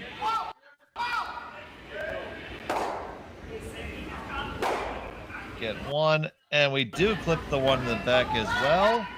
And out the sides, a beautiful shot. Yeah, that's like poetry in motion. That's just, see a shot and you make a shot. That's real nice shot making from Morgan there. Epping put the broom in the right spot. The broom was hit. Just textbook stuff.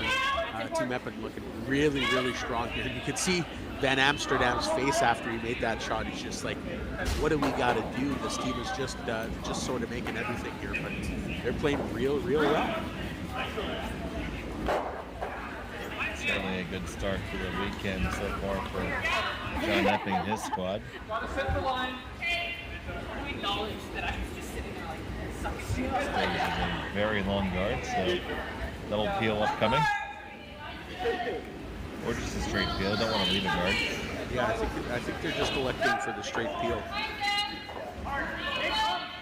Yeah, really nice start here for John, just to settle into the game and not have too much stress down the stretch. I mean, because as you progress in this tournament, especially if you're looking to qualify, which every team here is, but if you can find a way to qualify, you even get down to those, whether it be an A qualifier, B qualifier, or C qualifier, at some point you're going to feel an element of stress. You're going to start feeling that, because that comes as the tournament progresses. So nice for Epping here. Not that this match is over by any means, because it isn't, but they're not feeling a lot of stress right now because they have some pretty stress-free and simple routine shots. And the shots come easier when you're relaxed. Absolutely. So now we're just going to lather, rinse, and repeat, and try again here. So I guess that's why I never made it. I guess that's why I never made it on the pro tour circuit. I was always stressed. I needed to be less stressed. Just gotta go with the flow. How long do you think before the double peel? I think this is just another straight peel to get that one top one. Well, the onus isn't on you to make a shot right now. It's much more on Van Amsterdam. So you just don't make sure you block and tackle. You win championships by blocking and tackling. Really nifty to need that the organs out there together. That's a really neat story for them, I'm sure. They're enjoying every second, and really nice that, for John Epping, 41 years of age and so tenured, he's, sort of brought him under their wing and having a pretty good performance here. So just a whole dynamic of this team. And of course, you can't forget their lead, Ian Miller. You're not implying that 41 years of age is old, are you? No, not by any means. Not by Good. any means. Good.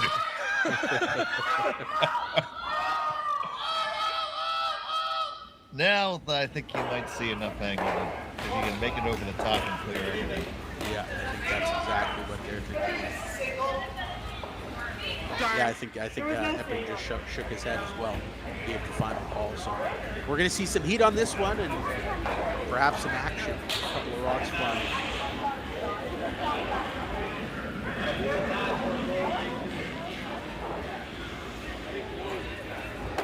Oregon, it's 1, it's 2, and that's it, just a straight field. That's the way to miss it for sure. Yeah, I mean, no harm done. Not, perhaps not 100% ideal as you wanted. I think the double peel was there. You get one rock away, you're still sitting, nearly top of the button there. So you're in a good spot. You're up by 3. Have the hammer. All the pressure and all the stress right now is on Team Van Amsterdam, and that's exactly where Epping wants to be in the 6th end. Jake showing off his excellent balance, sliding all the way down behind it, but robbing us of a view.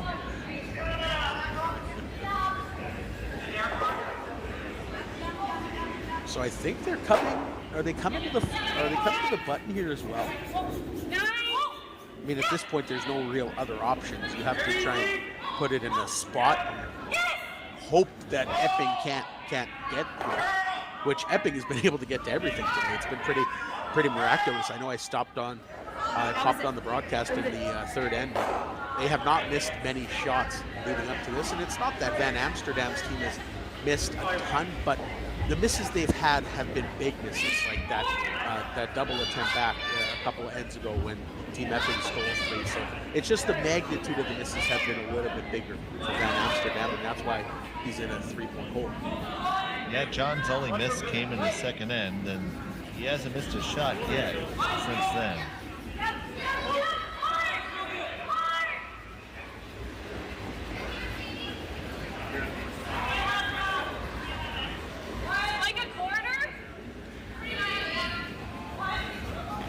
This one's probably significantly higher than anyone else.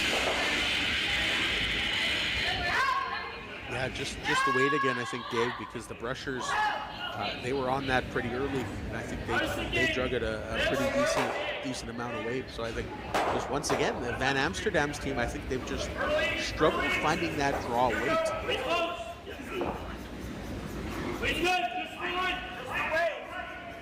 Now I think we're going to see Epping take on that double.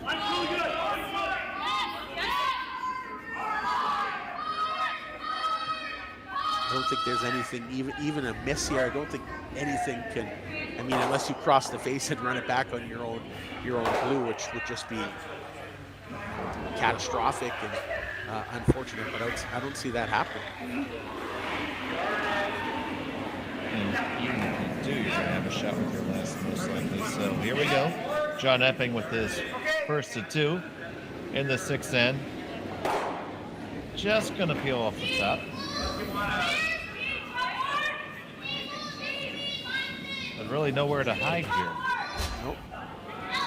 But, you do put the pressure. You will put the pressure on Epping, which I don't think John has felt in a few ends where he's had to.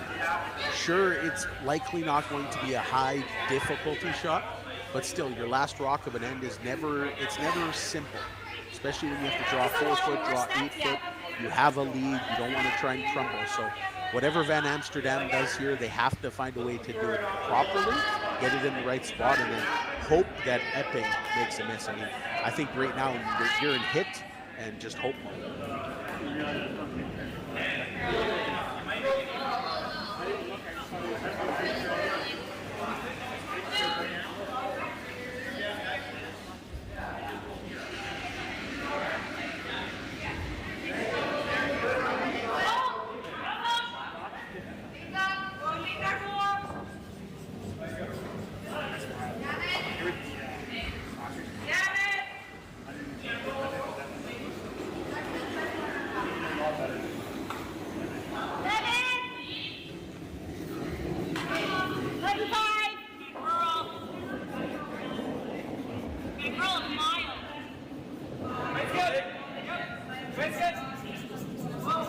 just hitting and chapping out? Is he chapping out to the side of the 8th? It wasn't really a clear indication. It does look like he wants to roll open just a touch. That's at least what's going to happen. He jams right up against the side there, so. You hit and stick for your one here. You can keep it simple. Now, alternatively, Dave, could you have hit and chapped in and under? I mean, I know there would have been a really short double there, but perhaps John would have, flared one or got to the inside and maybe would have missed the double. I just think hitting and flopping to the outside makes it easier on John than perhaps maybe the double would have been. You may certainly be right there, and obviously he's hoping for a rollout now. John Epping, final stone at number 6, hitting the beak for a single. Doesn't mind getting forced here, just about eliminating ends.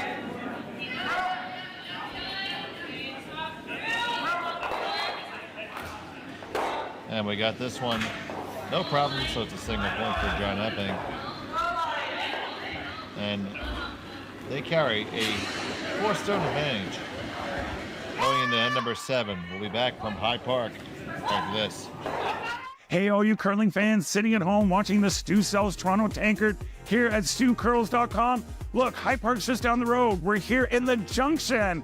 If you bring the map card with you, come to Caribou Gifts and start your Christmas shopping early and get some great gifts for the fans. Hi, I'm Carl Kloss and I'm the owner of Kloss Concepts. We're an electrical contractor operating in the GTA and Muskoka areas.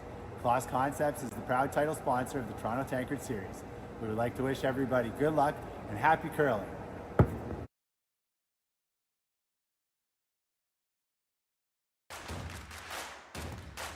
Imagine being able to stream every curling game from every sheet from any event, be it your Wednesday league game, bonspiel, or corporate event. Curling Stadium offers an all-inclusive streaming solution featuring high-quality cameras, ease of use, great reliability, and minimal installation. Offering your sponsors customizable ad space on your streamed curling games and being able to sell video packages to your corporate events for increased revenue. With Curling Stadium, you can stream to any device, be it your mobile phone, tablet, or computer. Push the feed to your desired platform, be it Facebook, YouTube, or any other social media. Curling Stadium is simply the way forward. Where it's commonplace in other sports to televise every game, we want to do the same. Curling is a global sport, and it's time it gets the coverage it needs. Make your curling club the next Curling Stadium.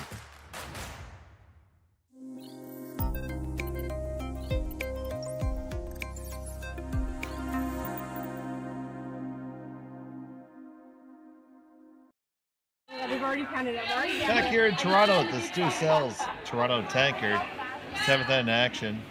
John Epping with a 4-stone lead here heading into the 7th end. Van Amsterdam with the hammer. And some interesting news has just come up in the curling world. Yeah, it certainly has, Dave. EJ Harkin and Team Gushu have announced that they have effective immediately agreed to part ways. Now, Team Gushu had said, now I should say this team won 2 championships at the Briars and 2 Grand Slam of curling titles. Team Gushu said they're grateful for EJ's unwavering commitment and tremendous impact he made on our team. We wish him all the best in the future. That came directly from Gushu. Obviously, he made a great impact on this team with those 2 Briar championships and 2 Grand Slam titles. Harnden also shared some quote. He said, "It's been an incredible journey with Team Gushu. I'm proud of what we accomplished together, and I wish Brad, Mark, and Jeff the very best. To everyone who supports Team Gushu, I can't thank you enough for your warm welcome. The support this team has had is special, and it was incredible to experience that passion. I look forward to what lies ahead, both personally and professionally." And then Gushu also went on to say, as they move forward, the team will begin a search for a new player to join the lineup in the coming weeks. So certainly some huge news out of the curling world. I remember just earlier this week, I'm really good friends with Kyle Deering, who was playing on Team Sluchinski. Sluchinski left that team and is now playing on Team Cooey. So that was a big move that sort of changed the landscape a little bit. And now a really big one coming out of Team Gushu with EJ Harden leaving the fold. So, of course, we have the Olympic trials coming up. And I don't know if EJ was he wasn't curling to the best of his ability, in my opinion. Outstanding curler, a world-class curler, and a great man, and achieved a lot of great things. And whatever he does decide to do next, he's going to have a lot of success. But that's certainly something that I think shocked the curling world today. It gives us room Gushue has been the force to be reckoned with for quite some time now. So it's going to be interesting to see how that plays out, and we see a lot of shakeups going amongst the various teams right now as they try to get themselves set for the trials. Yeah, and I think there was some disappointment from Team Gushue at the Hearing Life Challenge over the weekend when they lost to Team Mowat in the final 10-3. They were playing some pretty good curling, but ran into a Mowat team who capitalized on Gushue's mistakes. I know EJ made a couple of misses in that game as well. So frustrations from that, and that's just the landscape we're in. At the end of the day, it's a business. Whether you're good friends or not, it's the business. You want the best 4 curlers possible. Team Gushue is a world-class team. They're going to continue to be a world-class team. Really interested to see who they bring in, but at the end of the day, it's a business, and you have to do what is in the best interest of your team, your sponsors, and the end goal of trying to represent Canada at the Olympics.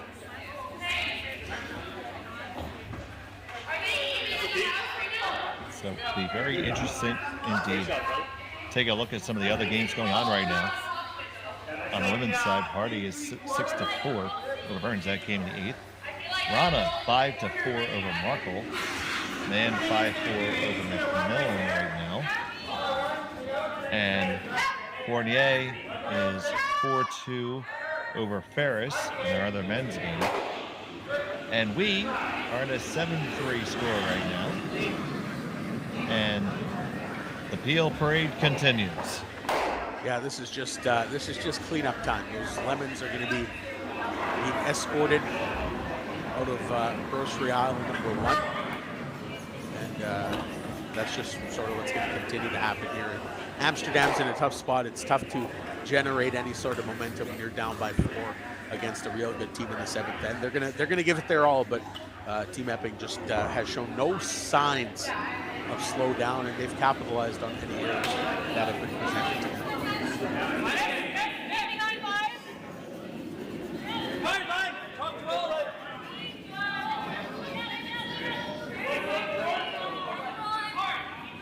Now looking to come in with their sole remaining guard.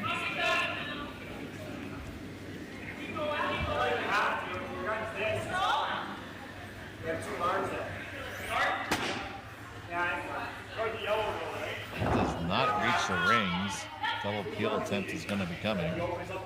Yeah, and it's just gone from bad to worse for Team Van Amsterdam. I mean, you're in a tough spot at the end of the day.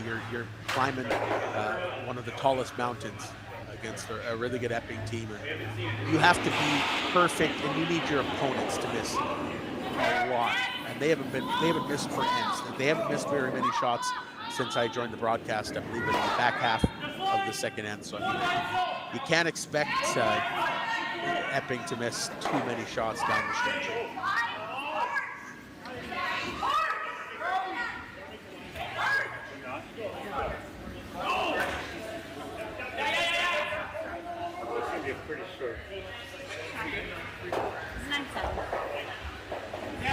I'm going to ask Ginter to draw to the back quad here. You need to do that just to get some distance, so it's not an easy run. And I mean, if you get a deuce here, it's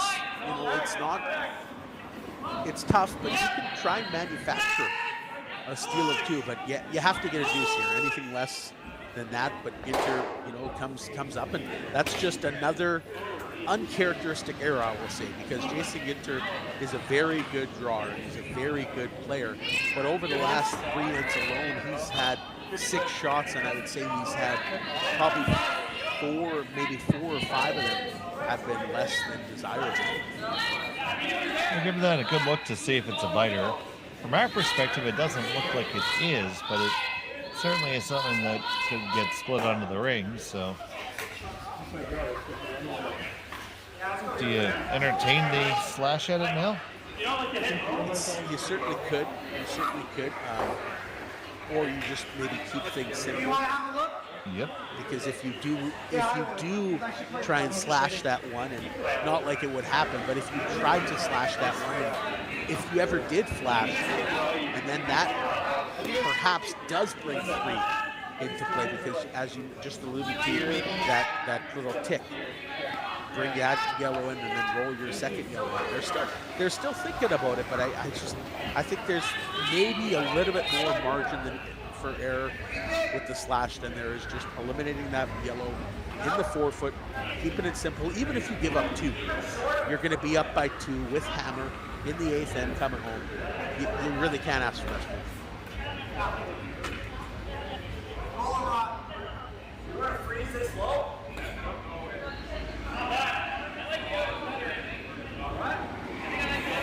So here's Epping with his first.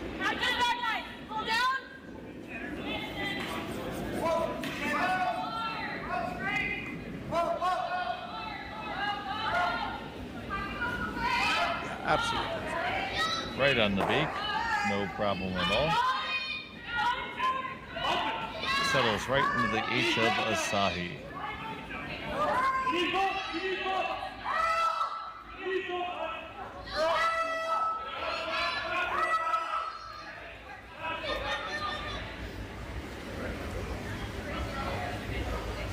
Now this is going to be all on Van Amsterdam to try and negotiate himself, and it's going to have to be absolutely perfect and precise. We'll see if he can get his draw weight. That's something that he struggled with throughout. But as mentioned, a couple of good performances this year with two 5th place finishes, one at the Saville shootout. So he knows how to make big shots at big moments, and this is a big moment, because this ultimately, if he can get this in a perfect spot and force Epping, and then if Epping were to ever miss, Amsterdam gives himself a chance to at least play 8 and try and stir something.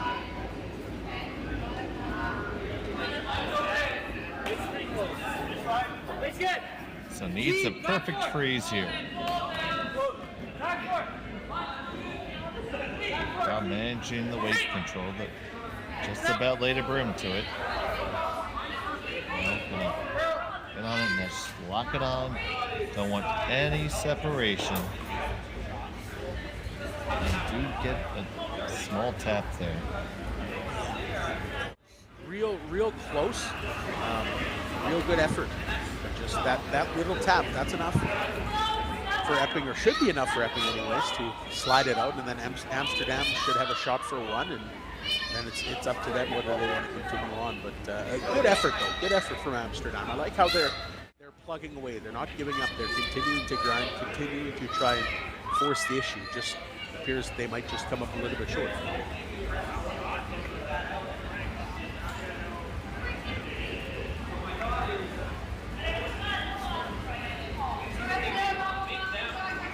So John Epping electing to take care of this rock that potentially might be on the rings. I'm really interested by this shot.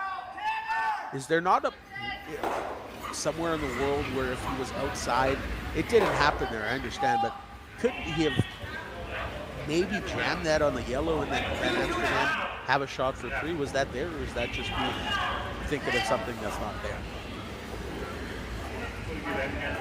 Well, I didn't expect that rock to come there either, buddy, so your guess is as good as mine. So now Amsterdam, Van Amsterdam is... Got a shot at his deuce. I'm just surprised. I'm surprised with the shot selection there for John, because it would have been a relatively easy shot to eliminate that yellow with up weight. You can eliminate the back blue as well, and then give Van Amsterdam an open draw for 1. But now you give him an easy shot for 2, and then they're right back in the match. I mean, it's not easy to steal 2 points, but it gives them a chance at least. So I'm a little interested with the call there from Epping. I think the thought was that if he had never gotten enough to actually clear the yellow and possibly lose his shooter, that could have done it. But Van Amsterdam makes his deuce. He'll trail 2 heading into the 8th. When we come back from this deuce cells, Toronto Tankard on Curling Zone. Hey guys, thanks for watching the Sioux South Toronto Tankard here at stewcurls.com. And all you fans and all you curling teams who are staying in the area, come up to Petty Fine Foods. Lots of great prepared food. You just throw in the oven, cook, eat, and go. And if you show your map card to Stefo, you're gonna get a free espresso and a complimentary cannoli on the house. free. Free. So come on up. 4-letter magic word. I don't remember a time when curling wasn't a part of my life. When I wasn't putting in the sweat and hard work to be the best that I can be. Clocking in the time, the effort to practice day in, day out. Curling is more than just a game. It's a family, a community. And when it's time to play, I know I'll be ready. Hardline, supporting hundreds of our next generation athletes. Everything I've worked for, everything I've sacrificed, has led to this. It's out of your hands now. All the gold medals in the world can't help you now. You could throw the perfect rock and still miss, but it just takes one. You leave it all out there on the ice to leave behind a legacy. We're back here at number 8 of the Stu Sells Toronto Tankard from the High Park Club in Toronto. Dave Schmel and Darnell Duff with you. We're pleased to have you join us today.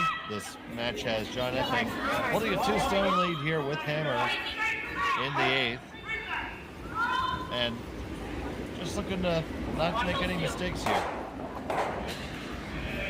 However this game ending up, Dave, I mentioned it just before we went to break there, but I can really appreciate the effort from Van Amsterdam here. I mean, they've been sort of down and not necessarily out, but they've been down ever since they gave up that steal of 3. You could see they were a little deflated, maybe a little dejected, but they've stuck with the process here. They're trying to make some shots, and not necessarily the shots that will bring you and get you a victory here, but shots that build you some confidence, get yourself familiar a little bit with the ice moving forward into your B-side match next time.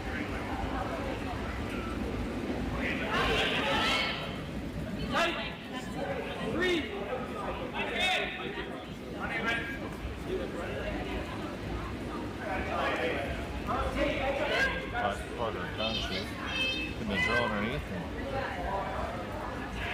get in front of that Epping rod.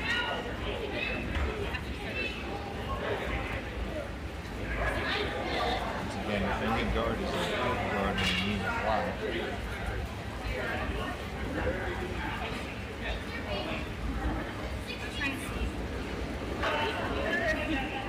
Sometimes content to let play work in the wings because they will always leave in the center.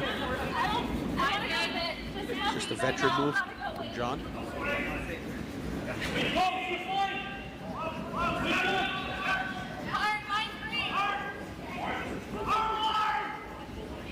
It's my first ever broadcast on this curling stadium. So thanks for having me, Dave. This has been a blast. No problem. Happy to have you on the team.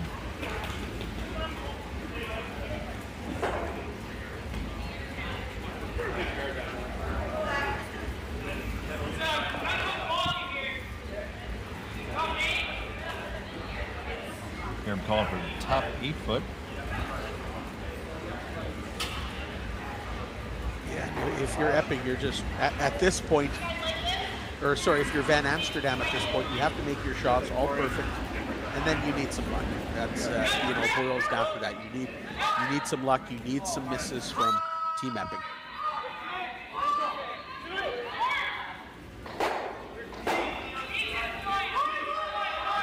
Give this one a mighty scrub. Trying to get her down there. Just did not have enough to whip that meringue up there. I think the weight maybe was okay, just the line. There's certainly not enough line, but I think the weight was okay if you could have paired it with the proper line. But I love the reference of the meringue there, sticking with the lemon. That's what we call a callback.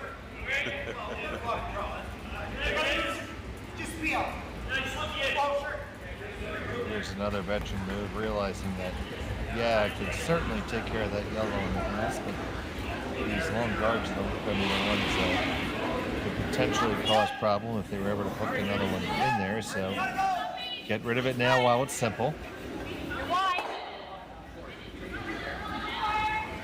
And Tanner dispatches that with all due prejudice.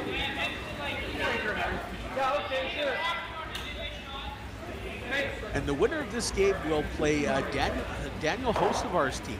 He actually beat Magnus Ramsfeld, who lost in the Here in Life Tier 2 Challenge over the weekend to Kleider. So that's an intriguing matchup coming up for the winner of this game. That'll be tomorrow afternoon at 12 o'clock on the A side. Of course, the loser moves on to the B side in this triple elimination. And you'll be able to catch all those games right here on Curling Stadium. We have every sheet for you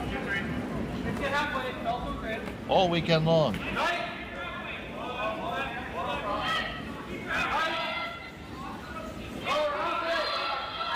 So don't worry about your chores. Keep it right here.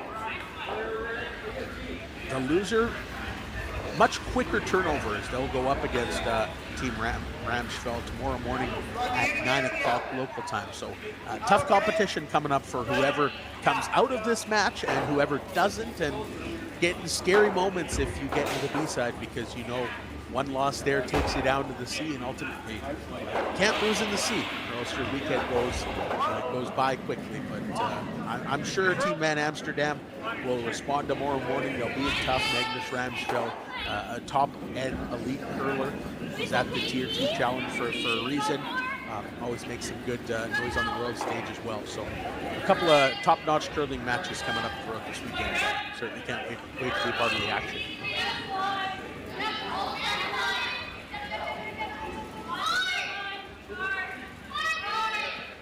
So getting to the point in the end where Van Amsterdam can't really invest in another guard here. Just to try to make his move into the rings. Yeah, and nowhere to hide. Could you ever wrap it around that flute? You certainly could. You'd come right through the port of through that whole port and bring it back to, say, possibly right around to. You could come behind on the open side if you like. I think I'd be more inclined early. Well, it's late in the end, but it's still early to come through both ports and maybe wrap behind in the back 8, because you're going to have to score multiples here, so you have to leave room.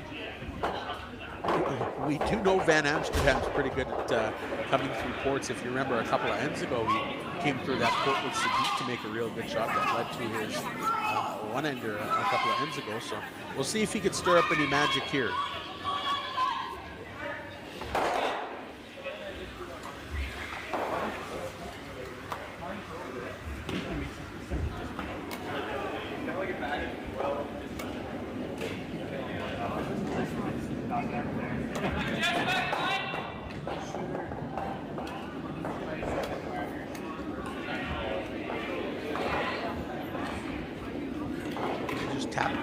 Tap that yellow back. Does appear to be the call. A little tap freeze action, leave another guard up there. All you can really do at this point is make the pile heavier if you're playing this.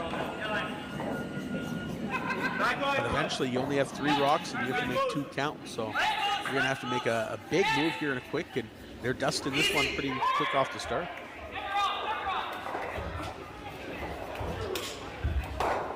Gonna come on up and catch it. Ooh, ends up right in the open. Probably the one place you didn't want to put it.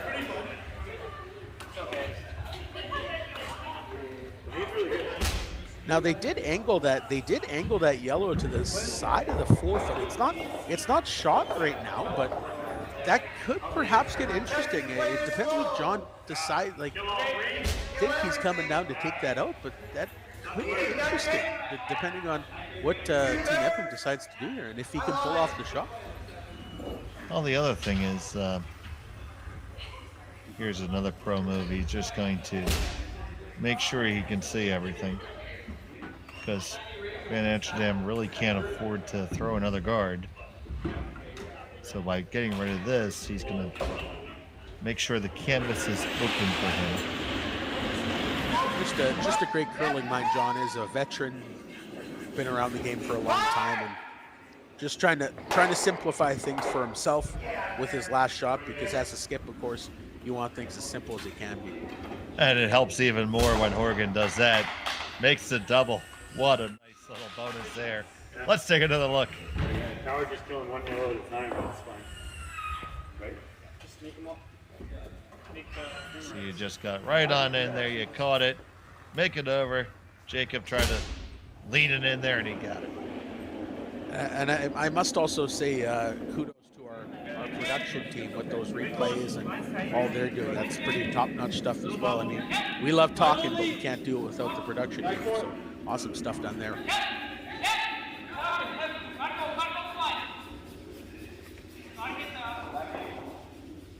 Freezing in the pocket here, I think, is the call.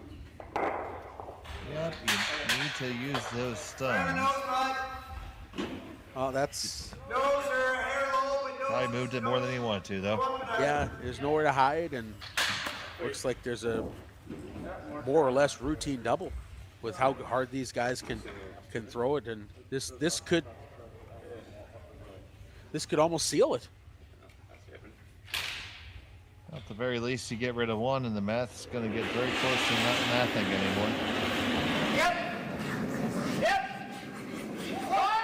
So Jake fires this one down. Perfect. And there they go. Outstanding. And that'll do it. That'll be handshakes. Well, they still have two, so they got to still eliminate one more. Oh yeah, I'm sorry. I thought they were. There goes my math again. See. Perfect shot from Jacob. It's just a great shot, up and down the line. Perfect slide, hit the broom. Just real nice.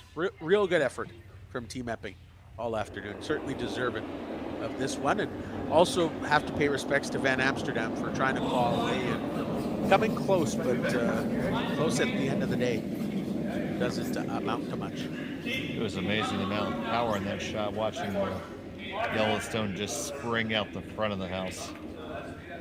Well, and the work ethic of these guys, sweepers, and how much work they put in the gym, it's pretty outstanding, the hard work and the dedication and commitment to trying to be an elite curler. And that's a good shot. It makes Epping throw this one. And even if he misses, I mean, he's still going to have an open hit at the end to wrap this game up, but doing whatever they can to just try and stay with it, Van Amsterdam. So John Epping looking to make the short run here, remove the yellow in the back, and steal his way through the next part of the A bracket.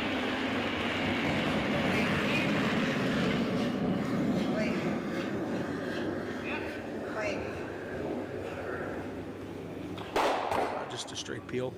And then just peel it open. That's fine. There's no clutter here. Van Amsterdam has to move it. Yeah, and there's nowhere to hide. There's nowhere to go. You eliminate this blue, and Epping's going to have an opportunity with his last to send his team to the next round of the A side against Hocevar tomorrow morning, or tomorrow afternoon, I should say, at noon.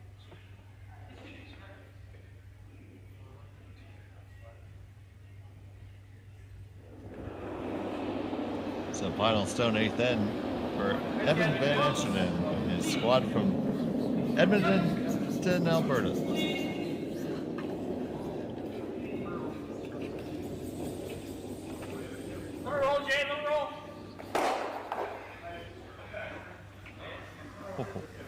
Just avoids jamming on his own and doing it for him. That was nice weight control though, because if that was just a skosh heavier, John wouldn't even have to shoot this last one because one of his yellows would have left the ring. So good weight control by Van Amsterdam, but this is about as simple as it gets for John. You don't need to stick. You just need to get rid of one yellow and you're moving on. So John Epping.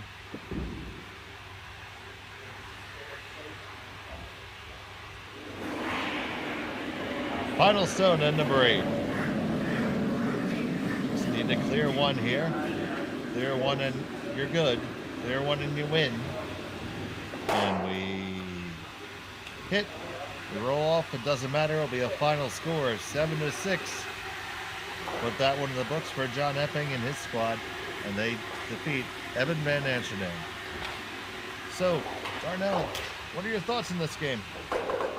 You know, I was impressed with Team Epping. They didn't miss many shots. They made it tough on Van Amsterdam, and they made it tougher on Evan than Evan's team made it on John Epping.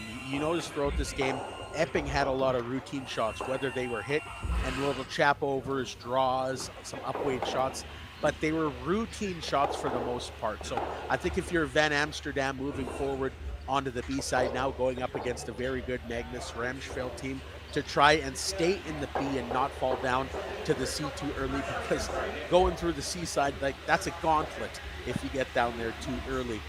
So I think you got to try and make it a little bit tougher on Schmel. Make your shots a little bit more precise. You go back to when Van Amsterdam threw that draw right through the rings and then ultimately gave up a steal of 3.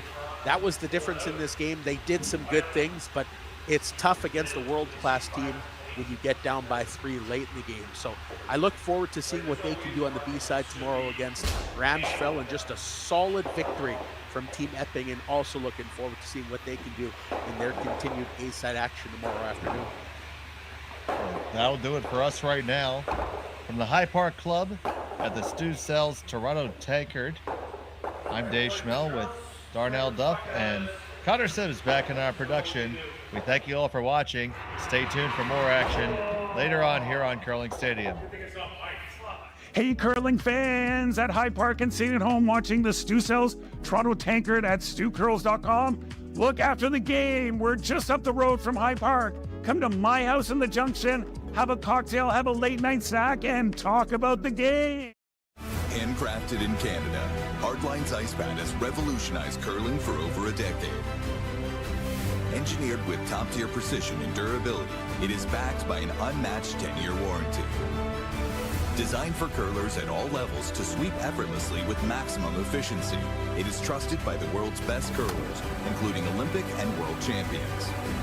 It is quite simply the best brew in the game. Hardline. Join the revolution.